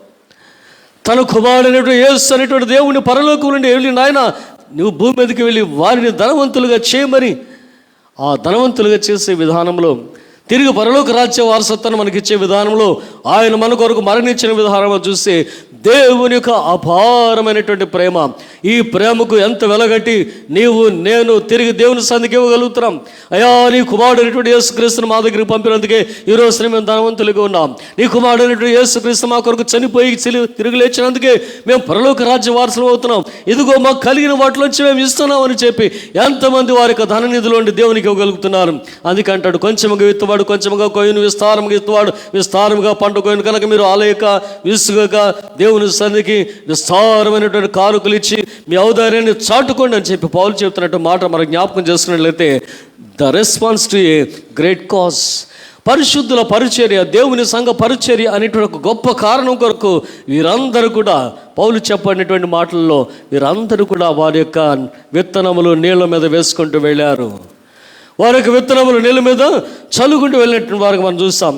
తర్వాత మళ్ళీ మనం ఆలోచన చేసినట్లయితే కొంతమంది జీవితాలలో వారికి కలిగిన దానిని వారు ఇచ్చేస్తున్నారు. కలిగిన దానికంటే ఎక్కువ ఇచ్చేటువంటి వారు ఉన్నారు.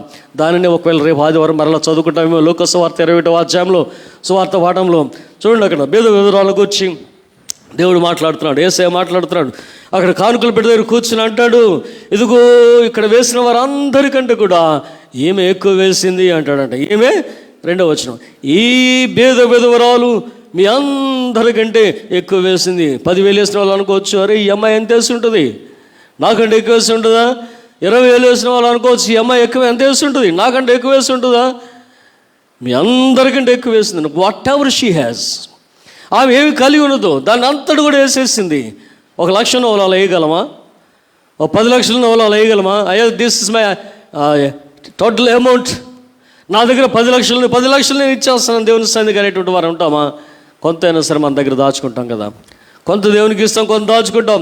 కానీ కలిగిన దానిని అంతా కూడా ఇచ్చేటువంటి వారిని మనం జ్ఞాపకం చేసుకున్నట్లయితే ఈ విధవరాలు అందరికంటే ఎక్కువ ఇచ్చింది అంట. కనుక విధవరాలు ఈ నేల మీద తన యొక్క విత్తనములు చల్లినటువంటి ఒక స్త్రీగా ఆమెను మరలా మనం జ్ఞాపకం చేసుకోవచ్చు. తర్వాత మనం చూస్తే సమయాన్ని కలిగిన తలాంతులను కూడా దేవుని కొరికిచ్చేటువంటి వారిని, లేదా బేదల కొరికిచ్చేటువంటి వారిని, ఔదార్యం చూపించిన వారిని మరొకరిని మనం జ్ఞాపకం చేసుకుందాం. లూకా సువార్త 10వ అధ్యాయం 25 నుంచి 37 వచనాలు మనం చూసినట్లయితే మంచి సమరయుడు అనేటువంటి ఒక చక్కని కథ మనం జ్ఞాపకం చేసుకుంటాం. పిల్లలందరికీ తెలిసినటువంటిదే ఈ పాఠం కదా. అయితే అక్కడ అతను ఏం చేస్తున్నాడంట, ఆ గాడిదను దిగి లేదా తన వాహనాన్ని దిగి అతని మీద జాలిపడి నూనెయు ద్రాక్ష రసమును పోసి గాయాలు కట్టాడు. తర్వాత తన వాహనం మీద ఎక్కించుకుని పూటకోలు వానింటికి తీసుకెళ్ళి అక్కడ 2 దినారములు ఇచ్చి, ఇంకొన ఏమైనా కొద్దువై ఉంటే నేను మరలా వచ్చి నీకు ఇస్తాను. So not only giving money కదా, డబ్బులు అందరూ ఇస్తారు, కొందరు పరిచర్య కూడా చేస్తారు. కానుకలతో పాటు పరిచర్య కూడా చేసేటట్టు వారు ఉంటారు.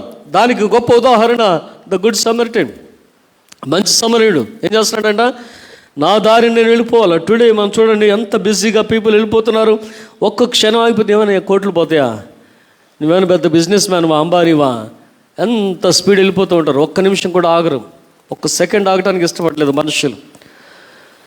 చూసి ఆగి తన ప్రయాణాన్ని ఆపుకుని ఆ మనిషి కొరకు సహాయం చేసినటువంటి విధానాన్ని మనం జ్ఞాపకం చేసుకుంటే, some people give more than their money. ఏమేమి ఇస్తున్నారంట, దేర్ టైం, దేర్ రిసోర్సెస్.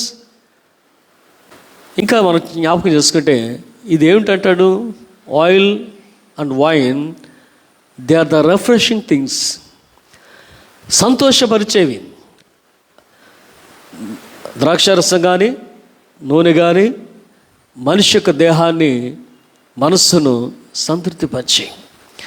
కనుక కేవలం మనీ ఇవ్వలేదు, మనీ కంటే ముందుగా ఇతడు ఏమి పొందుకుంటున్నాడో సంతోషాన్ని, దానిని ఇతరుల యొక్క గాయం కొరకు ఖర్చు పెట్టాడు. తన సంతోషాన్ని, తన యొక్క ఆనందాన్ని ఇతరుల యొక్క గాయం కొరకు ఖర్చు పెట్టి తర్వాత చేస్తున్న గొప్ప పని ఏమిటో తెలుసా, ఇతనిని గాడిద మీద ఎక్కించి అతను నడుపుకుంటూ వెళుతున్నాడు.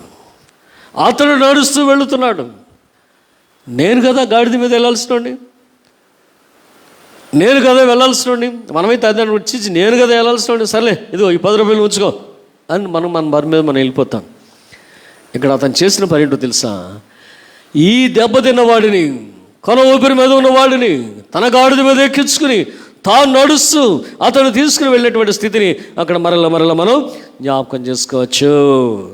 ఇంకా కొంతమంది ఉన్నారట, even it doesn't make sense, ఇవ్వటం అనవసరమయ్యా కదా, నువ్వు నా విరోధివి, నేను నీకు ఇవ్వడం అనవసరం. మనలో కొందరు ఇంకా సమ్టైమ్స్ మేబీ నేను కూడా చెప్పవచ్చు కదా, నీకు నాకు కుదరదు ఇవ్వను, యోసేపుని జ్ఞాపకం చేసుకుందాం. జెనసిస్ 45 అధ్యాయంలో యోసేపు అని ఒక నీతిమంతుని గురించి మనం చూస్తాం. అన్నలు వచ్చారు, ఒక ఉన్నతమైనటువంటి స్థితిలో ఉన్నాడు. ఫరో తర్వాత ఫరోవంతుడి స్థితిలో ఉన్నాడు. అన్నలు చూశాడు, గుర్తుపట్టాడు. ఇదిగో నన్ను అమ్మేసినటువంటి వారు, ఇదిగో నన్ను అమ్మేసినటువంటి వారు. ఏం కదలలేదు, మెదలలేదు. వారికి ఎంత ధాన్యం కావాలో తెచ్చి పంపించండి అన్నాడు. వారికి కావలసిన దానికంటే ఎక్కువ ఇచ్చి పంపండి. వారి రూకలు వారితో కూడా ఇచ్చి పంపండి. Are they deserved? ఒక క్వశ్చన్ మార్క్ మనం వేసుకుంటే, నిన్ను మోసం చేశాడే, నిన్ను అమ్మేశారే, నువ్వు చచ్చిపోయావని మీ తండ్రికి చెప్పారే, దాదాపు 30 సంవత్సరాలు నీ దరిదాపులకు రాలేదే, 23 సంవత్సరాలు, దాదాపు 23 సంవత్సరాలు నీ దరిదాపుకు రాలేదే, ఈరోజు నీకు కనపడగానే వారికి ధాన్యం ఇస్తున్నాం అని అంటే, ఇక్కడ దేవుని వాక్యం మనకు జ్ఞాపకం చేస్తుంది.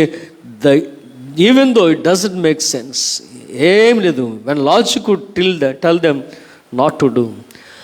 లాజిక్ మనం ఆలోచిస్తే, వీళ్ళు నీకు అన్యాయం చేస్తారు కనుక నీవు వాళ్ళకి మేలు చేయాల్సిన అవసరం లేదు. అది లాజిక్. నాకు చాలా నష్టం కలిగజేశాడండి ఆయన, నేను చేయను. ఏం చేస్తారు? ఏం చేయలేదు. అది న్యాయం. నీ జీవితానికి అతడు చాలా నష్టం కలుగజేశాడు కాబట్టి నువ్వు ఇవ్వాల్సిన అవసరం లేదు. కానీ యోసేపు అనేటువంటి నీతిమంతులు మనకు జ్ఞాపకం చేసుకున్నప్పుడు, యోసేపు వలె నీతిమంతులు కావాలి అని కోరుకున్న ప్రతి ఒక్కరు కూడా వాడు మనకు కలిగించే నష్టం కంటే మనం తిరిగి మేలు చేయడం యథార్థం. దానికోసమే ప్రభువు చెబుతున్నారు. మత్తయి సువార్త 5వ అధ్యాయం 44వ వచనంలో, మిమ్మల్ని హింసించే వారి కొరకు ప్రార్థన చేయండి, వారికి మీరు నష్టం పెట్టినప్పుడు కూడా వారి కొరకు మీరు మేలు చేయండి. కనుక ఆహారమును నీళ్ళ మీద వేస్తున్నటువంటి వ్యక్తులలో యోసేపును మనం జ్ఞాపకం చేసుకున్నట్లయితే, కొన్నిసార్లు మనం ఏం చేయబోతున్నామంటే, అతను నష్టం కలిగజేస్తున్నాం, మనం చేయం. కానీ అలా వద్దు అంటాడు ప్రభు. నష్టం కలుగజేసిన వారికి సైతము మీరు చేయగలిగినంత ధర్మము చేయండి, మేలు చేయండి, సహాయం చేయండి అని చెప్పి దేవుడు కోరుకుంటున్న విధానాన్ని మనం చూస్తాం. మరి కొన్నిసార్లు మనం ఆలోచన చేసినట్లయితే మనకు సంబంధం లేని విషయాల్లో కూడా మేలు చేసేటువంటి వారు ఉంటారు. ఇక్కడ ఒక శతాధిపతిని మనం జ్ఞాపకం చేసుకుంటాం. లోకసువార్త 7వ అధ్యాయాలు మనం చూస్తే, ఆ శతాధిపతిని గురించి అక్కడ ఉన్నటువంటి పెద్దలు రికమెండ్ చేస్తున్నారు. లోకసువార్త 7వ అధ్యాయం 5వ వచనం. లోకసువార్త 7వ అధ్యాయం 5వ వచనం ఏం రాయబడింది? మన జనులను ప్రేమించి మనకు సమాజ మందిరమును తానే కట్టించను. మన జనులను ప్రేమించి మనకు సమాజ మందిరమును తానే కట్టించను. ఈరోజు కొన్ని రూరల్ చర్చెస్ను మనం జ్ఞాపకం చేసుకున్నట్లయితే, అక్కడ ఉన్నటువంటి షావుకర్, ఇద్దరు చౌదరి, రాజు గారు, ఎవరో ఒకళ్ళు, అయ్యా ఆ గుడికి ఎంత అవుతుందో నేను ఇచ్చేస్తాను అనేటువంటి వాళ్ళు ఉన్నారు. They are not Christians. మనం వెళ్ళి చందా అడుగుతూ ఉంటాం కొన్నిసార్లు కదా. కొంతమంది ఇప్పుడు బంగారు కొట్లను కూడా వెళ్తూ ఉంటారు. నేను కొంతమంది చూసి చాలా బాధపడేవాడిని. వాళ్ళు అంటారు, మీ దేవుడికి మేము ఎందుకు ఇవ్వాలి అంటారు. వీడు వెళ్ళి చందా అడుగుతాడు, అక్కడికి వెళ్ళి పుస్తకం రాసుకెళ్ళి, మేము గుడి కట్టుకుంటున్నాం చందా ఇవ్వండి అని. అలాంటి వాళ్ళు కూడా ఉంటారు. కొంతమంది వారి స్వయంగా ఎంత అవుతుంది చూడండి, ఈ పాలరా ఎంత అవుతుంది చూడండి, నేనేం చేస్తాను, ఈ సిలువ పెట్టక ఎంత అవుతుంది చూడండి, కరెంట్ ఎంత అవుతుంది చూడండి, నేనేం చేస్తాను, లేకపోతే రాయి అంతా నేను తోలిచ్చేస్తాను, లేదా సిమెంట్ అంతా నేను తోలిచ్చేస్తాను, ఎంత ఎనుగు పడుతుంది నేను తోలిచ్చేస్తాను. ఇలాంటి వాళ్ళు చౌదరీస్ కానీ వాళ్ళు కానీ, వాళ్ళు క్రిస్టియన్స్ కాదండి. దేవుని మీద ఉన్నటువంటి భక్తితోటి, యేసు అనేటువంటి దేవుని మీద ఉన్నటువంటి భక్తితోటి సహాయం చేయడానికి ముందుకు వచ్చి దేవుని కొరకు ఔదార్యాన్ని కలిగినటువంటి ప్రజలు ఉన్నారు. అలాంటి ప్రజలే ఈ రోమన్ అధికారి శతాధిపతి. ఇక్కడ చదవండి ఒకసారి 7వ వచనం ఏమంటాడు చూడండి. మనకు సమాజ మందిరమును అతడు మన జనులను ప్రేమించి అన్య జెండా ఉండి కూడా యువర్ ఏ డాగ్ అంటారు. వీళ్ళకి పొగర ఎక్కువ కదా. Your A dog, your A gentile, your A dog అంటాడు. వీడు డాగ్ అని పిలుచుకుని కూడా మేము మీ గుడి కట్టెత్తున్నానయ్యా అంటాడు. ఎంత ఔదార్యం చూడండి ఒకసారి. మనం ఏమనుకుంటాం, చిచి వీడు డాగ్ అని తిడుతున్నాడు, వీడు మనం గుడి కట్టించడం ఏంటి అంటాం. మీరు డాగ్స్ అని చెప్పి కమ్యూనిటీని అన్నప్పుడు కూడా ఈ డాగ్ ఏం చేస్తుందంట, ఈ జనులను ప్రేమించి ఈ జనుల కొరకు సమాజ మందిరం కట్టించినప్పుడు ఈడు భుజాలకు ఎగరేసుకుంటూ వచ్చి యేసు ప్రభు దగ్గరికి వచ్చి అంటాడు, అయ్యా మన జనులు ప్రేమించాడు, మన కొరకు గుడి కట్టించాడు, నువ్వు మేలు చేయడానికి అర్హుడు అని చెప్తున్నారంట రికమెండేషన్. అలాంటి రికమెండేషన్ మనం ముందు ఉంటాం చాలామంది కదా. మనం రూపాయి ఇచ్చేది ఉండదు. ఎవడో రూపాయి ఇస్తాడు వెనకాల మెచ్చుకునేవాళ్ళు చాలామంది ఉంటారు. ఇలాంటి వాళ్ళు మనం చాలామంది జ్ఞాపకం చేసుకోవచ్చు కదా.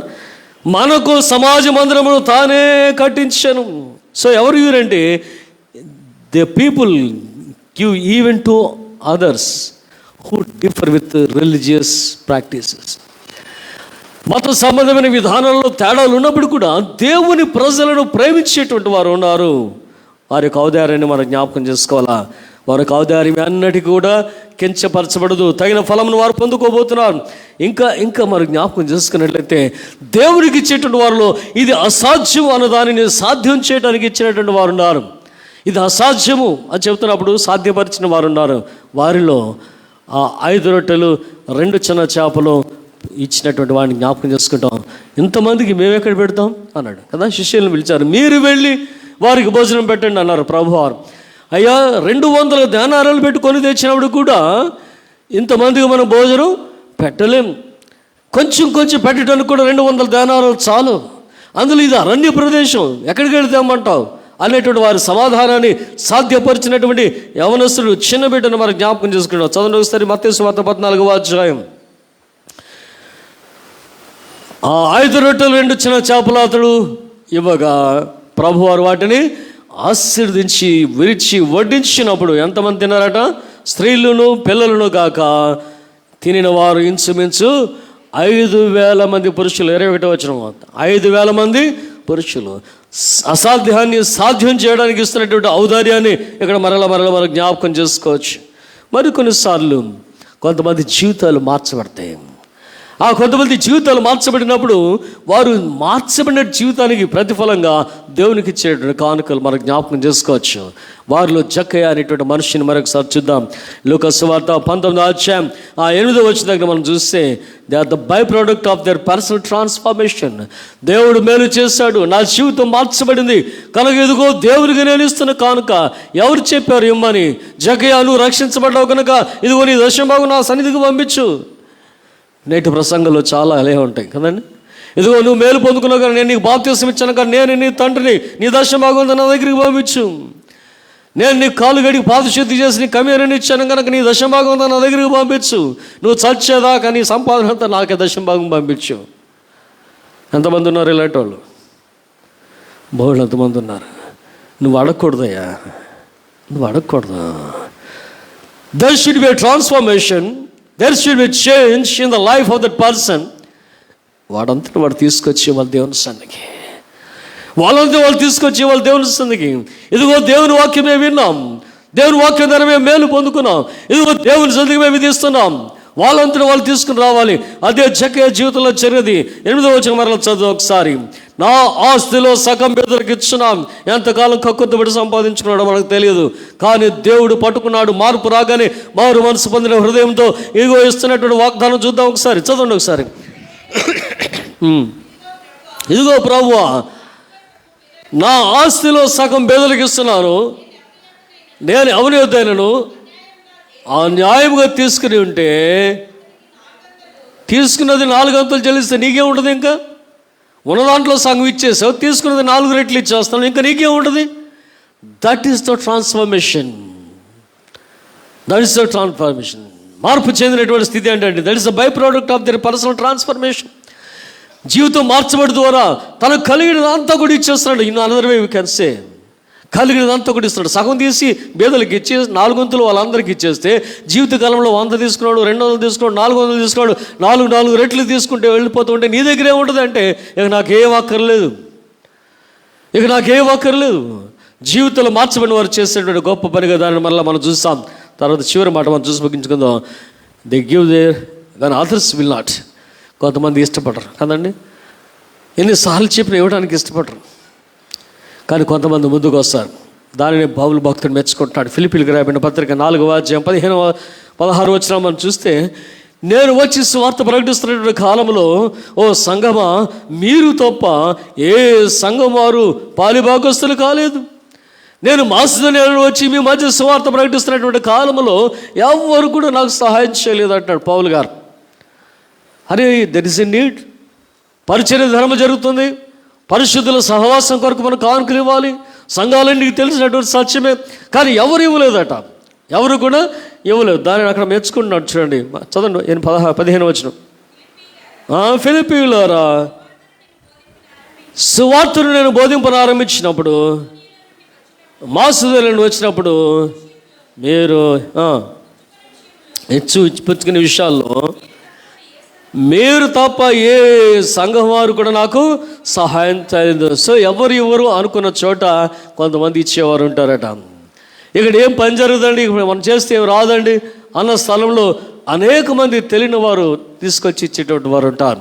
కనుక వీళ్ళందరినీ కూడా మనం చూసినట్లయితే కొంతమందిని మనం చూస్తాం అవుట్ ఆఫ్ దేర్ పావర్టీ, వారి యొక్క పేదరికల నుండి కూడా వారి యొక్క కానుకలు ఇచ్చేటువంటి వారు, రిచెస్లో నుంచి ఇచ్చేవారు ఉన్నారు, పేదరికల నుండి ఇచ్చేటువంటి వారు ఉన్నారు. వీరందరూ మనం జ్ఞాపకం చేసుకున్నట్లయితే దేవుని మందిరం కొరకు ఇచ్చినటువంటి వారు ఉన్నారు, పరిశుద్ధుల యొక్క సహవాసం కొరకు ఇచ్చినటువంటి వారు ఉన్నారు కదండి.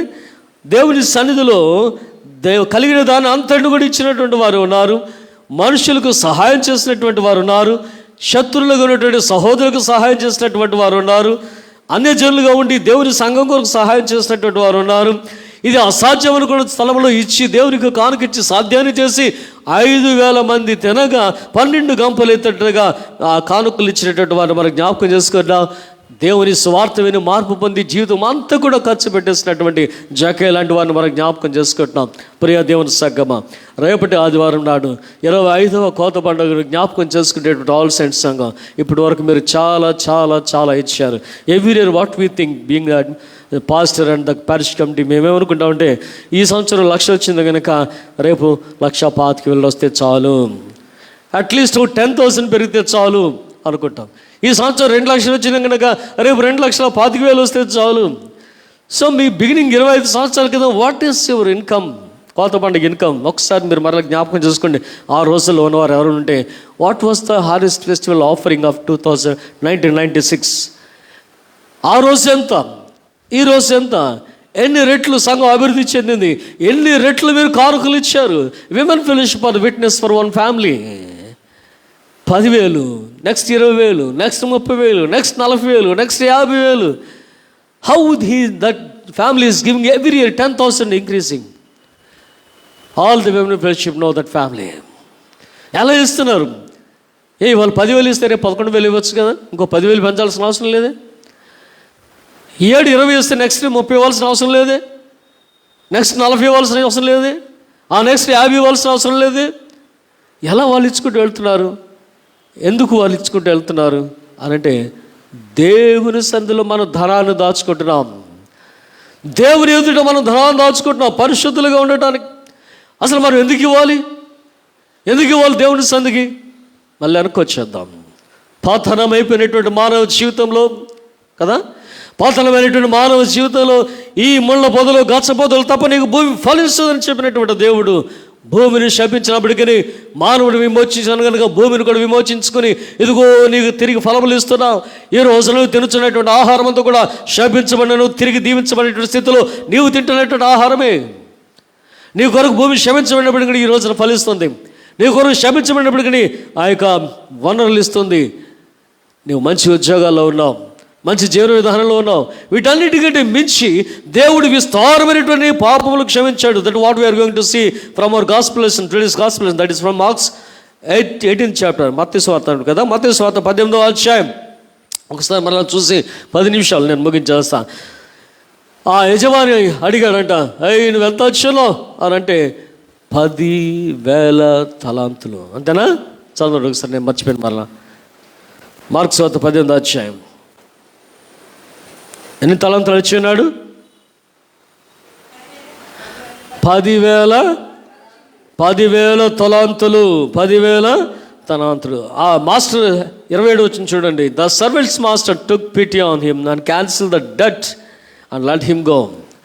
మొత్తం అప్పంతా కూడా నీ అప్పంతా కూడా క్షమించేసాను పోవతలుగా అన్నాడంట. రుణమాఫియా కదా, ఆ రుణమాఫియా తీసి పడేసాడు మొత్తం కూడా. ఎంత సంతోషం అతని జీవితానికి, ఎంత సంతోషం.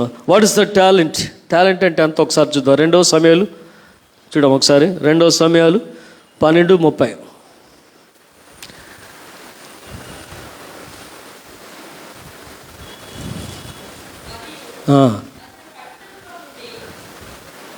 చదవండి దాని విలువ, కిరీటం యొక్క విలువ.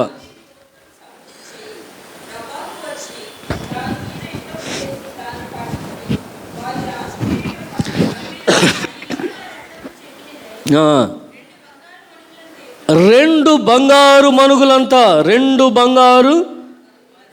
బంగారు మనుగులు. ఏ టాలెంట్ ఈజ్ ఈక్వల్ టు 2 బంగారు మనుగులు. 2 మనుగులు అంటే 20 kgs. 10,000 into 20 ఎంత? 10,000 into 20 2 లక్షలు, అంతేనా? ఎంత విస్తారంగా క్షమించాడు చూడండి యజమాని, ఎంత విస్తారంగా క్షమించాడు దేవుడు. ఈ యజమానిని పోల్చుకున్నటువంటి దేవుడు, నీ పాపములు ఇంత విస్తారమైనను నేను క్షమించాను. కిందకు వచ్చినప్పుడు అంటాడు, ధ్యానారంలో ఎన్ని ధ్యానాలంట? 100 denaries. It is just 100 rupees. It is just 100 rupees. 100 ధ్యానారములకు ఆ సేవకుని పట్టుకొని కావలి వానికి అప్పగించాడంట, న్యాయాధిపతికి అప్పగించాడంట. తర్వాత అంటాడు, నేను నిన్ను ఇన్ని లక్షల విలువ కలిగిన దానికి నీకు అప్పచెప్తే, రుణమాఫీ చేస్తే, ఇక్కడ 100 denarii కోసం నీ తోటి సహోదరుని నువ్వు హింసించావా, న్యాయాధిపతికి అప్పచెప్పావా, చెడ్డదాసుడా అని చెప్పి అతను తిరిగి శిక్షించినట్లుగా మనం జ్ఞాపకం చేసుకుంటాం. విస్తారమైనటువంటి పాపములు క్షమించి జీవాన్ని మనకిచ్చి ఆయన దరిద్రుడే మన అందరూ కూడా ధనవంతులు చేసినటువంటి దేవుని ఎదుట మనం ఏం చేయగలుగుతున్నాం? దేవుని కొరకు మనం ఏం చేయబోతున్నాం? ఏ రోజు మరొకసారి 25వ కోత పండుగ కొరకు సిద్ధపడుతున్నాం. మనం అందరూ కూడా జ్ఞాపకం చేసుకుంటాం, ఎంత పాపములు క్షమించాం, ఎన్ని మేలులు మా జీవితాలు చేస్తాం, ఎన్ని అద్భుతాలు మా జీవితంలో చేస్తాం, ఎంత ఉద్యోగం ఇచ్చి ఉన్న ఔన్నత్యమైనటువంటి స్థితిలో ఉన్న స్థితిలో మమ్మల్ని పెట్టావు ప్రభా. మా ఔదార్యము ఇదిగో నీ సన్నిధిలో కనపరుచుకుంటున్నాం. పరలోక రాజ్యంలో మా దానిని మేము సమకూర్చుకుంటున్నాం, ఇదిగో మేము మీకు ఇస్తున్నామని మనం అందరూ కూడా సిద్ధపడవలసిన వారమే ఉన్నాం. పతనమైపోయిన స్థితి నుంచి తిరిగి ఉన్న స్థితి తీసుకొచ్చి దేవుని జ్ఞాపకం చేసుకుంటూ, పతనమైపోయిన జీవితాల నుంచి మేలు పొందిన స్థితిలో ఉన్నట్టు మనం జ్ఞాపకం చేసుకుంటూ ప్రభువుకు మనల్ని సమర్పించుకుందాం. మరి పోయిన వారం పెద్దలు మీ అందరూ కూడా కవర్స్ పంచిపెట్టారు, మీరు అందరూ కూడా తీసుకెళ్లారని అనుకుంటున్నా. ఈ వారం కూడా I request all the elders to distribute the harvest festival covers మీరు బయట నిలబడి అందరికీ గౌరవప్రదంగా పంచిపెట్టండి. వాళ్ళు తీసుకెళ్ళటం కాకుండా మీరు పంచిపెట్టండి. మీరు తీసుకున్న ఆ కవర్స్ని దేవుని ప్రేమతో ఎంత తీసుకురండి అని ఎవరు ఎప్పుడు చెప్పరు. మీకు ఎంత ఖాళీగా ఉంటే, ఎంత ఇవ్వాలని దేవుడికి మనసు ప్రేరేపిస్తే అంతగా దేవుని సాయం తీసుకుని వచ్చి కానుకలు ఇవ్వాలని ప్రభుత్వం మీకు మనం చేసుకుంటున్నాం. విమెన్ ఫెలోషిప్ వారు మీ దగ్గరికి రావటం లేదు, బిషప్ హాజర్ స్కూల్స్ వారి స్టాల్స్ మెయింటైన్ చేయలేదు. సో దాదాపు 4 లక్షలు మనం నష్టపోవచ్చు. మన ఆశ, మన ఆలోచన 4 లక్షలు మనం డెఫిషిట్లోకి వెళ్ళిపోతున్నాం. So think it once again. 4 లక్షలు ఆల్రెడీ డెఫిషిట్ మనకు కనపడుతుంది. ఇన్ని సంవత్సరం ఇవ్వబడి సంవత్సరం ఇవ్వబడి అది 10 పెరిగిందా, 20 పెరిగిందా, 50 పెరిగిందా?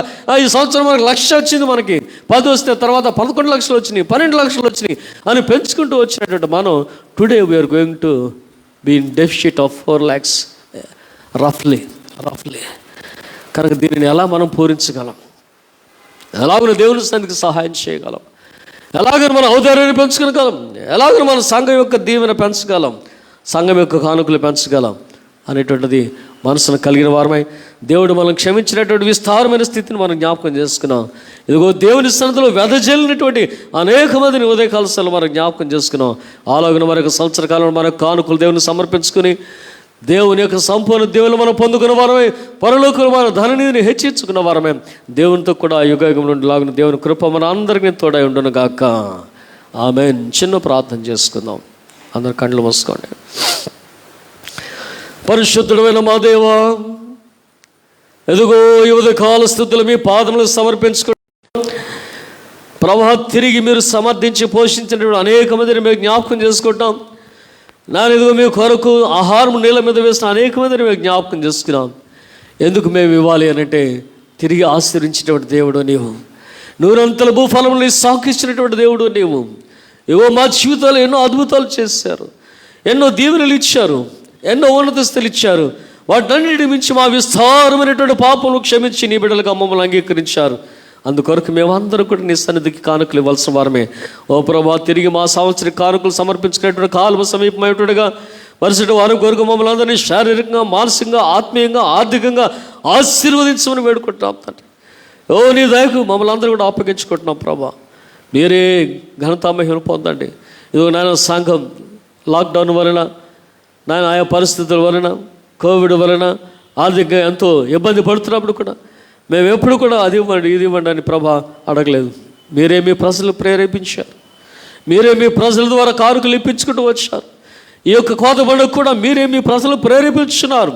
ఇదిగో మేము ప్రేరేపించబడిన హృదయం కలిగిన వారు మీ సన్నిధికి కానుకలు ఇచ్చినట్టు గొప్ప భాగ్యాన్ని మా కొరకు దయచేయమని వేడుకుంటున్నాం తండ్రి. నానా నీళ్ళ మీద వేసిన ఆహారం మరొక దినాన్ని మేము చూడబోతున్నాం. అది మా అవసరాలు తీర్చబోతుంది. ఒక ఉన్నతమైన దీవులు మేము కలిగి ఉండబోతున్నాం. అట్టి కృప మేము పొందుకుని నేను ఆనందించలాగున నీ అపారమైన ప్రేమను, విస్తారమైన కృపను మా పట్ల కృమ్మరింప చేయమని యేసయ్య పుణ్యనామమున ప్రార్థించి వేడుకొచ్చున్నాం పరమ తండ్రి. ఆమేన్. ఇప్పుడు తండ్రికి, కుమారునికి, పరిశుద్ధాత్మకును మహిమ కలుగును గాక.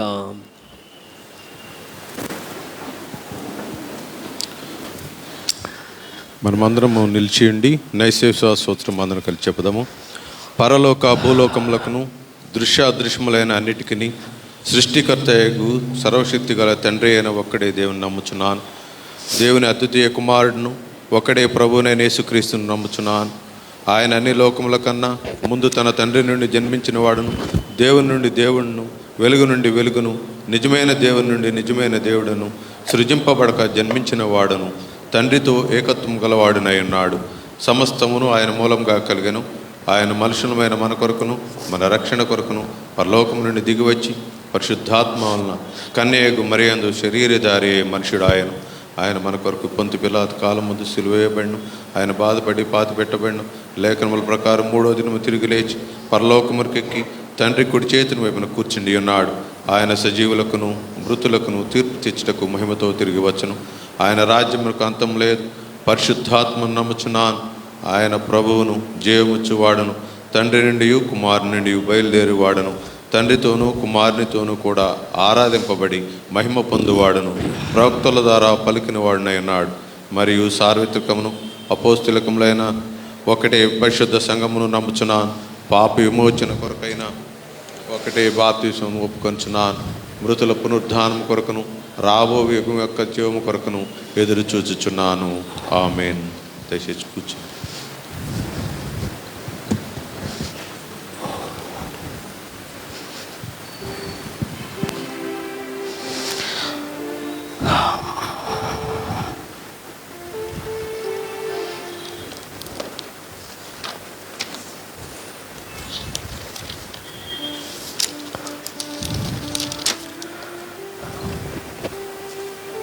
వచ్చే ఆదివారం దేవుని సన్నిధిలో జరిగే ఆరాధన వివరాలు: తెలుగు ఆరాధన, సామాన్య ఆరాధన ఉదయం 8:30 గంటలకు, ఇంగ్లీష్ ఆరాధన, సామాన్య ఆరాధన, ఈవెన్ సాంగ్ సాయంత్రం 6:30 గంటలకు. గడిచిన వారం దేవుని సన్నిధికి వచ్చిన కానుకల వివరాలు: సామాన్య కానుకలు తెలుగు ఆరాధనలో 29,990, కృతజ్ఞత కానుకలు తెలుగు ఆరాధనలో 15,110, ఇంగ్లీష్ ఆరాధనలో సామాన్య కానుకలు 3,020, ఇంగ్లీష్ ఆరాధనలో కృతజ్ఞత కానుకలు 2,500. కృతజ్ఞత కానుకల వివరాలు: nameless cover 8,000, nameless cover 5,000, thanksgiving in the plate 2,110, evening service Pallikonda Suman and రెనిసాన్స్ 1,000, thanksgiving in the plate 1,500. So ఇది గడిచిన వారం దేవునికి వచ్చిన సన్నిధికి వచ్చిన కానుకల వివరాలు. మరి ఈ వారంలో వారి జన్మదినాలు జ్ఞాపకం చేసుకునే వారికి చివరిలో మనం ప్రార్థన చేద్దాం. 7వ తారీఖున M Elina Sanjeevi, daughter of T Thyagaraj garu. 8వ తారీఖున వరిగంజి బేబీ కుమారి, అనుషా పులి. 9వ తారీఖున జి శారా వార్డెన్. 10వ తారీఖున Sulekha care of G Prasad garu, mrs Kamala late KV Prasadarao garu, Pradeep Moses Murthy, P Srujana Preeth grandson of P Prasadam garu. 11వ తారీఖున Pratyush son of S Raj garu, P Ramya daughter of PHV Durgaprasad garu. 12వ తారీఖున ఎల్ ఈశ్వర గారు, రుద్రపాటి అనిల్ కుమార్ గారు. 13వ తారీఖున మోనికా జాలాది, డాక్టర్ ఆఫ్ నత్తానీల్ బాబు గారు జాలాది. వీరు వారి జన్మదినాలు జ్ఞాపకం చేసుకోబోతున్నారు. కనుక వారి కొరకు మనం చివరిలో చిన్న ప్రార్థన చేద్దాం. వచ్చే ఆదివారం నాడు 25వ కృతజ్ఞతార్పణల పండుగ మనం చేసుకోబోతున్నాం. మరి నేను ఆల్రెడీ చెప్పాను, మనకు కంటికి కనబడుతున్న నష్టం 4 లక్షలు. పోయిన సంవత్సరం 2,75,000 ఎంతో ఉమెన్ ఫెలోషిప్ వాళ్ళు ఇచ్చారు. 2 లక్షల చిల్లర బిషప్ హజరే స్కూల్ వాళ్ళు ఇచ్చారు. ఈ 4 లక్షలు మనం పక్కన పెడితే ఈ సంవత్సరం మరి వారు ఇవ్వలేరు, ఎందుకంటే వీళ్ళు విజిట్ చేయట్లేదు, వాళ్ళు స్టాల్స్ మెయింటైన్ చేయలేదు. సో మన కళ్ళ కనబడేటువంటి నష్టం 4 లక్షలు. కనుక మనం ఏం చేస్తే దేవుని సంధి కానుకలు మనం ఇంప్రూవ్ చేయగలం, దాన్ని మనం అందరూ కూడా ఒకసారి జ్ఞాపకం చేసుకుందాం. మన మనసుల్లో దేవుని అందుకు భయము ఔదార్యం కలిగిన వారమై దేవుని సంధికి మన యొక్క కానుకలు తెచ్చి దేవుని గణపరచుకునే విధానం మనం చేయాలని కోరుతున్నాను. మరొకసారి పెద్దలకి మనం చేస్తున్నాం, ఆ యొక్క కవర్స్ డిస్ట్రిబ్యూట్ చేయండి. ఆ కానుకలు నింపి మీరు మరలా వచ్చేవారు మీరు తీసుకుని వచ్చి దేవుని మహింపరచాలని ప్రభు పేట మీ అందరూ కూడా మనం చేసుకుంటున్నాం. మరి స్టాల్స్ అన్నీ కూడా యాజ్ యూజువల్గా ఉంటాయి, దయచేసి గమనించండి. పోయిన సంవత్సరం మెయింటైన్ చేసినటువంటి స్టాల్స్ నేను మరలా జ్ఞాపకం చేస్తున్నా. మిస్టర్ జిఎస్ సుధాకర్ గారు and family in memory of parents Jagan నాయకులు గారు, సరోజిని గారి పేరు మీద వారి యొక్క స్టాల్ ఉంటుంది. అలాగే పి ప్రసాదం గారు అండ్ ఫ్యామిలీ వారి యొక్క fancy stall, N Victor and family in memory of parents Samarpanarao గారు, పద్మాస్వామి గారు వారి యొక్క స్టాల్ ఉంటుంది ఎన్విపి. అలాగే ఎల్ఎం సునంద్ కలంకారీ ఐటమ్స్ వారు లాస్ట్ టైం పెట్టారు. అలాగే mister T Swarnalatha lucky creations, Kandi Mariyamma Swagruha foods youth stall, ఇక వారు డిఫరెంట్ ఐటమ్స్ పెట్టారు లాస్ట్ టైం. అవన్నీ కూడా యూత్ వారు చూసుకుంటారు మరలా. తర్వాత డాక్టర్ జి ప్రమీల కుమారి గారు బైబిల్ బుక్ స్టాల్ పెట్టారు. విమెన్ ఫెలోషిప్ వాళ్ళ టిఫిన్ స్టాల్ పెట్టారు. దయచేసి విమెన్ ఫెలోషిప్ వాళ్ళ ఐటమ్ ఏముంటుందో మనందరికీ తెలుసు. సో అది పోకుండా దాని యొక్క ఇది కాపాడండి. దాన్ని తప్పించి వేరే ఐటమ్స్ మీరు పెట్టి సంఘాన్ని ఎంకరేజ్ చేయాలని ప్రభు పేట మీకు మనం చేసుకుంటున్నాం. అలాగే బిషప్ ఆశ్రయ హై స్కూల్ వారి స్టాల్స్ నిర్వహించారు. అలాగే హ్యాపీ హోమ్ వారు, ప్రేమ్ నివాస్ వారు, ఎలిట్ హాస్టల్ వారందరూ కూడా వారి స్టాల్స్ లాస్ట్ ఇయర్ నిర్వహించారు. అలాగే ఈ సంవత్సరం కొత్తగా బిషప్ ఆశ్రయ కాలేజ్ వారు కూడా వారి స్నాక్స్ స్టాల్ పెట్టడానికి వారు రెడీగా ఉన్నారు. ఇవన్నీ కూడా యాజ్ ఇట్ ఈస్ జరుగుతాయి, దాన్ని దయచేసి మీరు అందరూ కూడా జ్ఞాపకం చేసుకోవాలా. అలాగే ఫాలోఅవుట్ టికెట్స్, ఒక్కొక్క టికెట్ 400 రూపాయలు. All the PC members, parish committee members దగ్గర ఫాలోఅవుట్ టికెట్లు ఉంటాయి. దయచేసి మీరు దాన్ని కొని ఎంకరేజ్ చేయాల్సిందిగా ప్రభు పేటకు మనం చేస్తున్నాం. చాలా కష్టంతో కూడినది ఫాలో మెయింటైన్ చేయడం అంటే. మన పక్క చర్చి ఇంతవరకు చేయలే, మరి లాస్ట్ ఇయర్ మరి ఈ సంవత్సరం చేస్తున్నారేమో తెలియదు, కానీ హోటల్ నుంచి చాలా వస్తారు, ప్యాకెట్లు ఇస్తారు, తీసుకెళ్ళిపోతారు. గత కొద్ది సంవత్సరాలుగా మనం అదే చూస్తున్నాం. కానీ మనం వండి మన ఓన్ ప్యాక్స్లోని మీకు పంచి పెడుతున్నాం. సో డిఫరెన్స్ మీకు తెలుసు. హోటల్లో వచ్చి అక్కడ కారు పెట్టుకొని ఇచ్చేసేటువంటి విధానం వేరు, మనం మన స్టాల్లో వచ్చి తెచ్చుకునేది వేరు. కనుక వండి ఇవ్వటం అనేది రెస్పాన్సిబిలిటీ, ఒక బాధ్యత కాదు, కానీ మనీతో కూడినటువంటిది. మనం దానిలో కొంత నష్టపోతున్నాం. లాస్ట్ ఇయర్ నష్టం ఉంది, అంతకుముందు నష్టం ఉంది. ఇవన్నీ కూడా ఏంటంటే పెట్టుబడులు పెట్టుకోవాల్సి వస్తున్నటువంటి సమయం. సో దాని అందరూ కూడా మీరు జ్ఞాపకం చేసుకుని 400 రూపాయలు, అది పెద్ద ఖరీదు ఏం కాదు. మరి ఎందుకంటే బయట మన ఫ్యామిలీ ప్యాక్ 500, అది తెలుసు డిఫరెన్స్ మనకి. సో ఎక్కువ మంది దీనిని ప్రోత్సహించాలని ప్రభు పేరు మీకు మనం చేస్తున్నాం. అలాగే బంపర్ డ్రా టికెట్స్ యూత్ వారి దగ్గర ఉంటాయి, ప్యారిష్ కమిటీ వారి దగ్గర ఉంటాయి. దయచేసి జ్ఞాపకం చేసుకోండి. Fridge, induction stove, mixie 5 consolation prizes పెట్టారు. వాటిని మీరు జ్ఞాపకం చేసుకోవాలని ప్రభు పేరు మీకు మనం చేస్తున్నాం. మరి న్యూ స్టాల్స్ ఏమైనా ఉన్నట్లయితే కనుక దయచేసి ముందుకు రావాల్సిన కోరుతున్నాం. అలాగే పోయినసారి కానుకలు ఒక వస్తు రూపంలో కూడా కానుకలు ఇచ్చిన వారు ఉన్నారు. వీర్ల జయకుమార్ గారు ఒక 100 kgs రైస్ ఇచ్చారు. అది మేము కొనుక్కున్నాం. తర్వాత మన డాక్టర్ జాన్ సతీష్ గారు కొనుక్కెళ్ళారు. పాపం 100 kgs కొంతమంది కొనుక్కొని వెళ్ళారు. అలాగే మూర్తి గారు 45 kgs ఇచ్చారు. ఎమ్మెల్యే పెనమలూరు ఎమ్మెల్యే గారు అరటిగల్లో పంపించారు. ఈ శుభాకర్ గారు క్యాష్ 2000 ఇచ్చారు. ఇట్లా కైండ్ రూపంలో ఇచ్చిన వారు కూడా ఉన్నారు. క్యాష్ ఇక మనందరూ ఇచ్చిన వాళ్ళమే.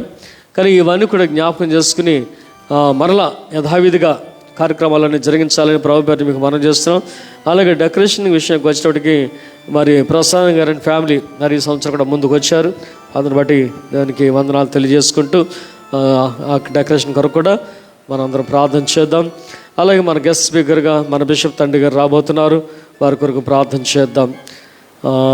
విమెన్ ఫెలోషిప్ వారు దాదాపు 2-3 వారాలు పెట్టేవారు గతంలో, ఈసారి 1 వారం పెడుతున్నారు. సో ఈరోజు వాళ్ళ స్టాల్ ఉంది. మరి మనందరికీ తెలుసు, మన టీచర్స్ అందరూ కూడా ఈ విమెన్ ఫెలోషిప్లో ఉండేవారు, వాళ్ళందరూ కూడా ఎలక్షన్ డ్యూటీకి వెళ్ళిపోయారు. సో చాలామంది మనకు అనుకూలంగా లేరు. అందుకని ఏర్పాట్లు అయితే చేశారు, కానీ మరి దానికి మీరు సహకరించాలని ప్రభు పేరటి మనం చేస్తున్నాం. అలాగే దాంట్లో ఆ చికెన్ స్పాన్సర్ చేసినటువంటి వారు అనిల్ కుమార్ అండ్ ఫ్యామిలీ, వారు కూడా ఈ స్టాల్కి సహకరించినందుకు వారికి వందనాలు తెలియజేసుకుంటున్నాం. అలాగే బర్త్డేస్ లిస్ట్, మార్చి నెల లిస్ట్ డిస్ప్లే చేశారు. మీ పేర్లు అక్కడ రాస్తే kindly contact mister John Daniel ఆర్డినన్, అప్పుడు ఆయన మార్చడానికి వీలుంటుంది. కాబట్టి దయచేసి మీరు ఒకవేళ ఏమైనా మిస్ అయితే లేదా కొత్తగా యాడ్ చేయాల్సి వస్తే జాన్ డానియల్తో మీరు కాంటాక్ట్ చేయాల్సిందిగా ప్రభు పేరు మీకు మనం చేస్తున్నాను. అలాగే ఈ మనకి కొంచెం హాస్టల్ చిల్డ్రన్ కూడా వస్తున్నారు కనుక తిరిగి 2 ఆరాధనలు మనం పెట్టుకుందాం. హాస్టల్ చిల్డ్రన్కి ఉదయం 7:30 నుంచి 8:30 వరకు. So all the 3 hostels or 4 hostels నాకు గుర్తులేదు, కానీ ఈ కాంపౌండ్లో ఉన్న హాస్టల్ చిల్డ్రన్ అందరూ కూడా మార్నింగ్ 7:30 to 8:30 సర్వీస్ ఉంటుంది. రెవరెండ్ డీకన్ కిషోర్ గారు మీ యొక్క సర్వీసెస్ కండక్ట్ చేస్తారు. మరి గతంలో రెవరెండ్ నిఖిల్ కండక్ట్ చేసినట్లుగా ఈ సంవత్సరం మన అయ్యగారు కండక్ట్ చేస్తారు. మార్నింగ్ 7:30 to 8:30 మీకు సర్వీస్ ఉంటుంది. మీ ఈ రెగ్యులర్ సర్వీస్ మరి పెద్దవాళ్ళకి మీరు ఇచ్చిపెట్టాలని చెప్పి ప్రభుత్వం మీకు మనం చేస్తున్నాము. సో పోయిన వారం అనౌన్స్ చేస్తాం, ఇటువైపు ఒక వాటర్ కూలర్ ఉంది, తోకల్ శ్యామ్ గారు ఇచ్చారు అని అంటే, రెండో వైపు కూడా మేము ఇస్తామని చెప్పి వారు అనౌన్స్మెంట్ ఇచ్చారు. So I thank mister Tokal Kumar and family for the second gift, water cooler. సమ్మర్లో అది మనకు చాలా అవసరం కనుక 2 వైపులు కూడా వాటర్ కూలర్స్ అరేంజ్ చేయబడుతున్నాయి. మరొకసారి తోకల్ శ్యామ్ అండ్ ఫ్యామిలీకి మనందరి తరఫున వందనాలు తెలియజేసుకుంటున్నాం.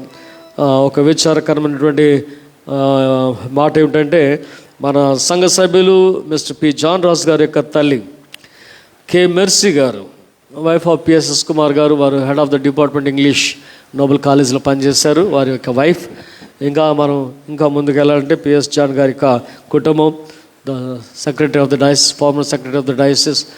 కనుక ఆ కుటుంబం నుంచి మరి గడిచిన 3 దినాల క్రితం దేవుని సంధికి చేరినటువంటి దాసురాలు మెర్సీ గారిని బట్టి దేవునికి వందనాలు. వారి యొక్క భూస్థాపన మచిలీపట్నంలో జరిగింది. మరి ఈరోజు వారి యొక్క జ్ఞాపకార్థం జరుగుతుంది. So they have invited some people. అందరిని బట్టి వారికి వందనాలు తెలియజేస్తూ మరి వారి కొరకు చిన్న ప్రార్థన మనం చేద్దాం. 1 నిమిషం నిలబడినట్లయితే let us pay our tributes. K Mercy garu అందరూ కూడా 1 నిమిషం మౌనాన్ని పాటించి కే మెర్సీ గారు దేవుని సన్నిధికి చేరినట్టుగా వారి కొరకు మన యొక్క నివాళులు అర్పించలాగున 1 నిమిషం మనం మౌనం పాటిద్దాం, తర్వాత ప్రార్థన చేసుకుందాం.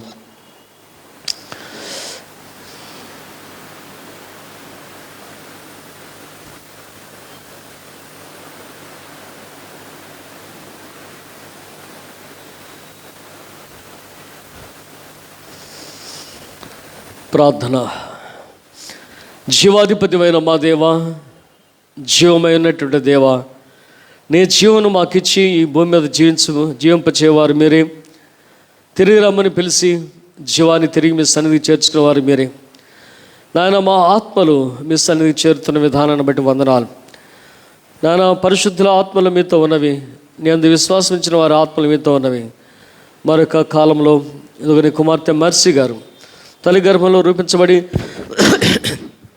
భూమి మీద జీవించిన కాలం అంతటిని బట్టి వందనాలు. వారికంటూ ఇచ్చిన ఒక ప్రత్యేకమైనటువంటి కుటుంబ జీవితం, వారి బిడ్డలు, వారికి గర్భఫలం అంతటిని బట్టి కూడా వందనాలు. అలాగే వారి యొక్క జీవన విధానం, విశ్వాసయాత్ర, వాటన్నిటిని బట్టి మీకు వందనాలు. దానిని ముగించుకునేటువంటి దినాన్ని బట్టి మీకు వందనాలు. నిత్య విశ్రాంతికి చెందిన సమయాన్ని బట్టి మీకు వందనాలు. ఇప్పుడైతే నిత్య విశ్రాంతిలో మీతో ఉన్నారని మేము నమ్మొచ్చు. ఇదిగో ఈ విశ్రాంతి దినమున ఈ మందిరమందు నీ దాసురాలు మరొకసారి జ్ఞాపకం చేసుకుంటూ ఇదిగో మా నివాళులు అర్పించున్నాం. మీ నామాన్ని మహింపరుస్తున్నాం. కుటుంబ ఆదరణ కొరకు ప్రార్థన చేస్తున్నాం. విడుబడినటువంటి జాన్ రాజు గారు వారి యొక్క సహోదరుల కుటుంబాలన్నిటి కూడా మీరు తోడుగా ఉండి, ఓ ప్రభా జాన్ రాజు గారి కుటుంబాన్ని, నాన్న వారి సహోదరుల కుటుంబాలని మీరు ఆశ్రయించి ఆదరించి బలపరిచి మహిమ పొందమని ఆర్భాటంతో ప్రభోత్సవ దినమున మీరు వెంట పెట్టుకుని రాబోతున్న దాసరాలను బట్టి మీకు వందనాలు చెల్లించుకుంటూ అటు నిరీక్షణతో కుటుంబము సంఘమంతా కూడా కొనసాగు భాగ్యం మా అందరి కొరకు దయచేయమని మరొకసారి నిత్య విశ్రాంతికి చేరిన మర్సీ గారి కొరకు మీకు వందనాలు చెల్లించుకుంటూ విడుబడిన కుటుంబం అంతటికి ఆదరణ కలుగు చేయమని ప్రార్థిస్తూ యేసయ్య పుణ్యనామమున వేడుకొంచున్నాం పరమ తండ్రి, ఆమెన్. అలాగే కూర్చోండి. జన్మదినాలు జ్ఞాపకం చేసుకునే వారి కొరకు కూడా చిన్న ప్రార్థన చేద్దాం.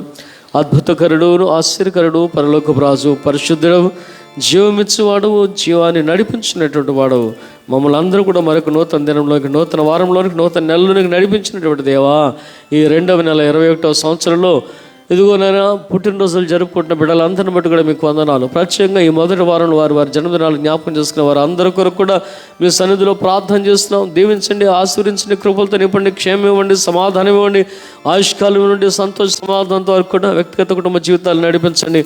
మరి ముఖ్యంగా వ్యక్తిగత జీవితంలో మరిన్ని దయాకరటలు ఇచ్చి సంవత్సరం గణపరచుకునే గొప్ప భాగ్యం బిడ్డలందరి కొరకు దయచేయమని యేసయ్య పుణ్యనామమున ప్రార్థించి వేడుకొంచున్నాం పరమ తండ్రి, ఆమెన్. మనం అందరూ నిలబడి 319వ కీర్తన 317వ కీర్తన పాడుకుందాం. పాటలు పాడుచు మన కానుకలు సమర్పించుకుందాం.